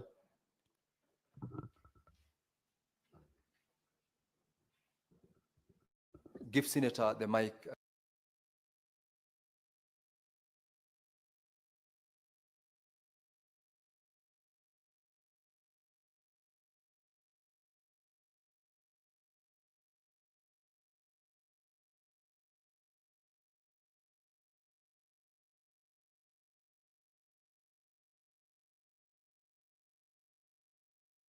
Clerk, please. Give Senator the mic, Clerk, please. The result of escalating insecurity in Isiolo County, which is really taking a very serious dimension. Mr. Speaker, there is an MCA of Burat Ward in Isiolo County by the name Nicholas Lorot, who was shot last evening with 4 bullets. Lorot, who was shot last evening with 4 bullets. Fortunately, ensure that the situation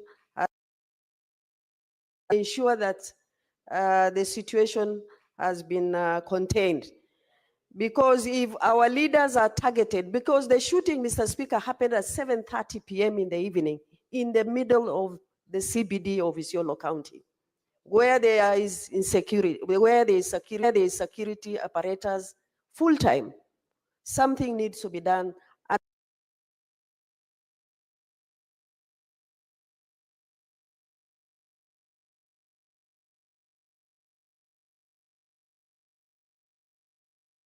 And I remember on the, because National Assembly has done this, because National Assembly has done this, National Assembly has done that.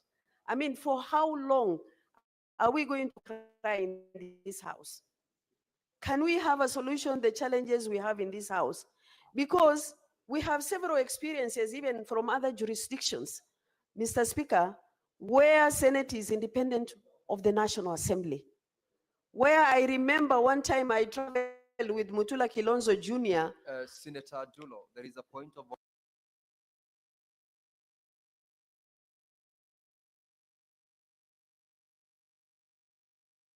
order from Senator Samson Cherargei. What's your point of order, Senator?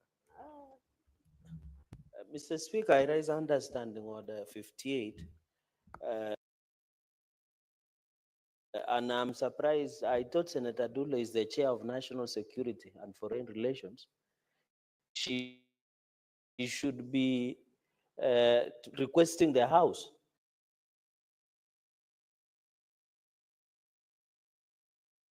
to brief the House on the escalating insecurity in the country instead of Speaker. Is it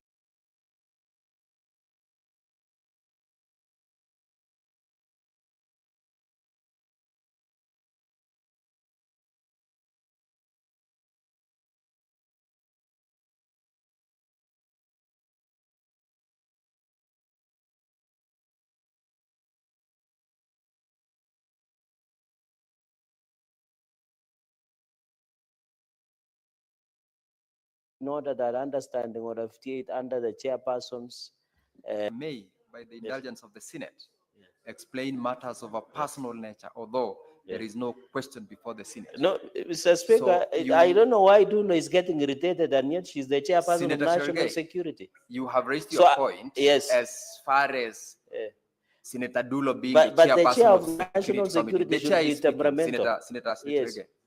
You have raised your point as far as Senator Dulo being the chairperson of security, but you are out of order as regards the reference to Standing Order 58, and I believe Senator Dulo should be able to speak to that aspect as the chairperson of that committee, as she's very well. That's noted. Senator Dulo, proceed and Thank you, Mr. Speaker. I know where Senator Cherargei was going, but that is for another day. Mr. Speaker, in as much as I'm the chair of National Security, I have a right to talk and discuss matters affecting my people in Isiolo County. Mr. Speaker, let me proceed.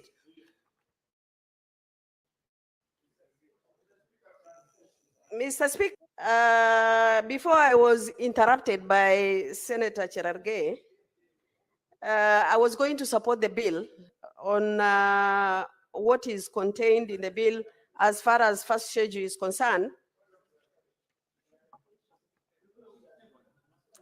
Senator Boni, allow Senator Dulo to proceed. And Senator Dulo, I want to warn you that you should confine your comments and contributions to the bill that is before the House.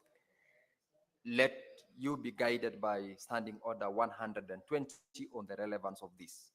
And the chair has directed as much. Proceed to contribute to this bill. Mr. Speaker, much obliged by, anyway, let me not go there.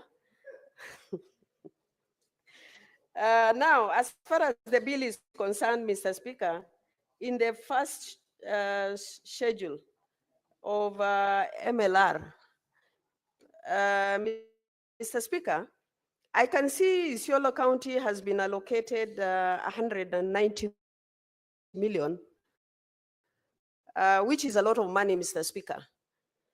And I think as a country is within the constituency, is within the county government, is within the national government. If this budget is consolidated in one basket, it will do wonderful job. But as it is, Mr. Speaker, this money is not helping our people on the ground. And much of this money, Mr. Speaker, is going to Maram roads. There are no roads that are tarmacked.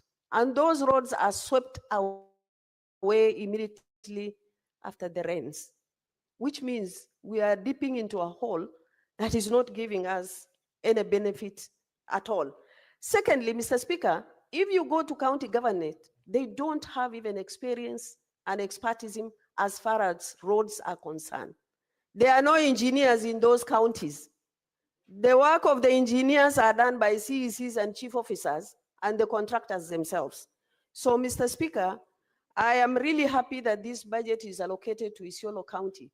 But I hope the county government of Isiolo should put this money in proper use, because I know there is a bridge that collapsed yesterday in Isiolo County as a result of rains, and they should be able to utilize this money to have a solution to it. Mr. Speaker, the second point I wanted to raise is on community health promoters. Mr. Speaker, our health staff in those counties, they are in pathetic situation. Mr. Speaker, they don't get salary, they don't get allowances, their remittance is not remitted to NHIF, not to NSSF. Mr. Speaker, how do you expect a member of staff who has not gotten salary for 2-3 months to a patient? It's not possible, Mr. Speaker. And something needs to be done. We are happy that this money is going to the counties. But when this money hits the account of the county government, this money is diverted elsewhere. Mr. Speaker, as a house, we cannot just sit here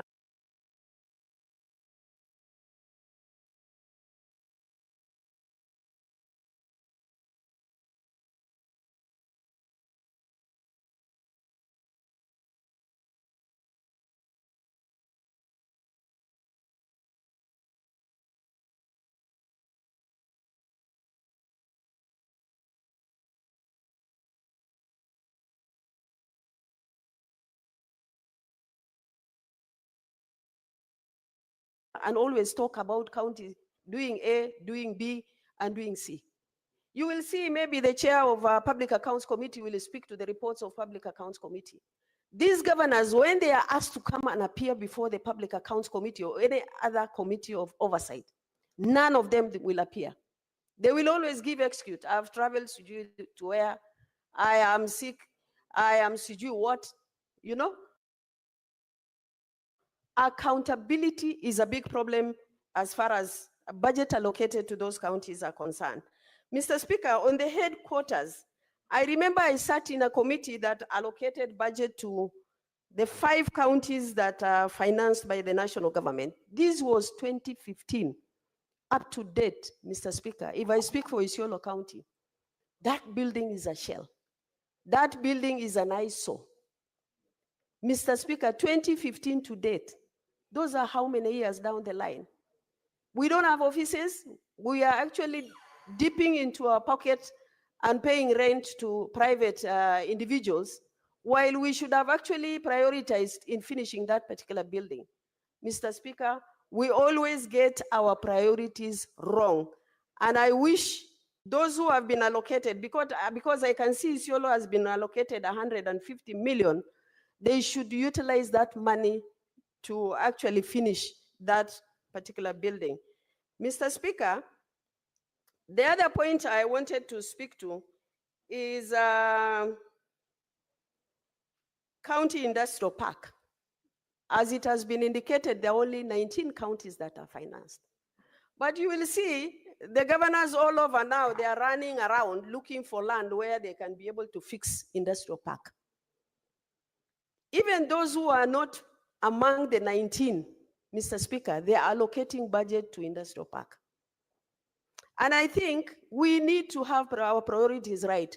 When you know our headquarters is not fixed, why do you run around fixing industrial park without a budget allocation? And I hope the finance committee should look into this and see those who already have budget in their allocated budget for that purpose in their budget are the only ones who should be actually given the 250 from national government. Mr. Speaker, on the projects that are actually pending, Mr. Speaker, there are so many projects that have stalled in this country. So many. And instead of, Mr. Speaker, finishing the projects that have stalled, even in the counties, the new governors, instead of finishing the projects that have been started, they'll abandon and start theirs. National government, you will see, instead of finishing the projects they have started, a very good one is equalization fund, Mr. Speaker. You will see there are so many projects under equalization fund that has been abandoned by the national government, Mr. Speaker. Those are the projects that should have helped our people, especially health centers, Mr. Speaker. I have several in my county that have stalled, Mr. Speaker, and up to now, almost 3, 4, 5 years down the line, they have not been completed. And I urge the department that is concerned with national government projects, they should be able to come up with projects that have stalled in all the counties so that we see how we can complete those projects. Mr. Speaker, 50.5 billion is a lot of money. And I must thank the Committee of Finance as far as this budget and this bill is concerned. And delay by national governments is not right, Mr. Speaker, because we cannot always keep on fighting. And we need to move with speed, ensure that we have taken care of our people and we have provided service delivery. Like today, I've just received a message, Isiolo County Referral Hospital. Out of the 5 dialysis, there is only 1 working. The 4, they have collapsed. They cannot be repaired. And yet, if you look at the budget of the county governments, health takes the chunk of the budget that is allocated to hospitals or health department. Mr. Speaker, we are not assisting our people in this country. We are not holding the governors accountable as far as budget allocated to them is concerned. It's high time we stopped lamenting. We should take action on this budget allocated to county government. I thank you, Mr. Speaker. Senator Abbas. Thank you, Honorable Speaker. In the interest of time, I think I'll be very short. Honorable, I want to join my colleagues to support the bill. The most unfortunate thing is that this bill is coming when you have only 2 months to use the money. And so much to be done, a lot of money. I think this is as a result of our colleagues in the National Assembly who feels that they have the authority and honors to appropriate bills as they want and the money given the way they want. Honorable Speaker, the bill allocates has been agreed upon by both houses. But unfortunately, every given time, we go into stalemate just because of self-interest. And I think this should end for henceforth. Honorable Speaker, if I come back to the main things, issues to do with fuel levy is actually also a big problem. One thing is the counties are supposed to take care of municipalities and towns and all these places. The money given to Kura should go to even the counties. And then this RML thing, the National Assembly is mad about it, should go back to them. And they withdraw the other money for Kura, which is actually billions. Because it's actually the responsibility of the counties to take care of the municipalities, towns, and other areas within their jurisdictions. Two, Honorable Speaker,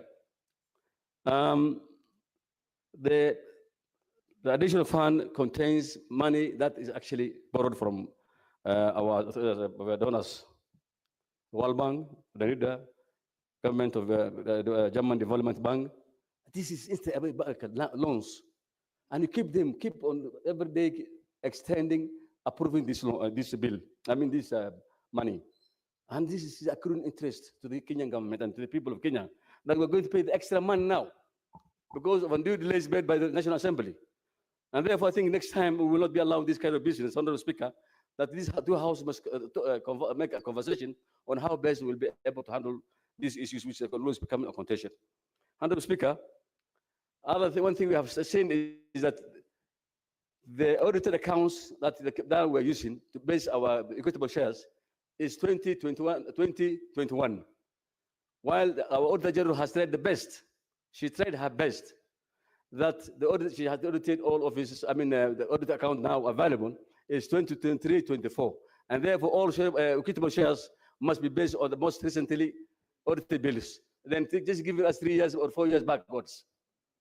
This House must take note of that, Honorable Speaker. Honorable Speaker, if I come back to my county is getting about 82 million shillings for this additional fund. Hopefully it's going to be utilized. The one other thing, Honorable Speaker, is that the CAIB, Wajir has done a wonderful job there. There are big houses come up, but of course now the CAIB in Wajir has no fund allocated. And what will happen? Those buildings will be stalled. And therefore, I think next time, money should be paid according to priorities and according to work pending and the work done. So instead of giving to a new county to start a new building, it's better to finish the existing buildings so that the counties can be able to finish the assault project. Honorable Speaker, one thing I found is that as we call some of the counties, I have a county that has 146 stall projects. So you wonder, 146 stall projects, and some of the stall projects have only 500,000 to be completed. So you get surprised. Why can't governors are not taking seriously on this kind of business? That I think this House again, as senators, we have to again come and make a conversation and agree upon on how best we will be able to compel the various respective governors to be able to complete this stall project. Honorable Speaker, last time I was making a conversation with some friends, and I found that the World Bank are quite concerned that the association rate for Kenya is only 8% of the money that has been given out. And this is the thing, we are not utilizing the fund even borrowed from from the donors. Honorable Speaker, one other business is that we have so many reports. Today you are laying so many reports from CIPIC and PAC. These reports just go to shelf again. Are we auditing those reports? Are we following up the issues? Every committee has to follow up all these things, the concerns, so that at least we are able to achieve all that the concerns raised by CIPIC and PAC, so that at least we can be able to follow our counties and hold responsible for everybody. And at least we also compel the institutions like EEC and the Auditor General and the COB, at least to follow up this business, these issues that have been raised by the Senate. Honorable Speaker, one other thing is we have only 2 months to use this money, and we have got so many Benny bills. These Benny bills must be cleared, Honorable Speaker, using this same funnel. With those few remarks, I want to give my friend time. Thank you very much, and I support. Senator Olekina. Thank you, Mr. Speaker. Mr. Speaker, I wish that all senators would be here to be able to help us unfold this crisis. Because listening to my colleagues, I'm afraid that most of them do not understand that we have a serious problem. We are talking about the funds in this additional allocation bill, yet the National Assembly has also come up with their own version of the bill. Mr. Speaker, this is a crisis. You know, there was a famous movie, actually Apollo 13 space mission in 1970, where Jim Lowell came up with the phrase that Houston, we have a problem. Kenya, we have a problem. Right now, our counties will not be receiving the money because of the bickering between the two levels, the two houses, the National Assembly and the Senate. We are discussing this bill for 2024-2025 financial year. And what has stopped these loans and grants, because it is important for Kenyans to understand out there, that the bill that we are discussing today is really a bill that will be able to allow money to be withdrawn from the consolidated fund to be deposited into county revenue funds. This is additional allocation from the share of revenue from the national government. It comes from grants, loans, funds, and where we have a serious problem is nothing but the RMLF.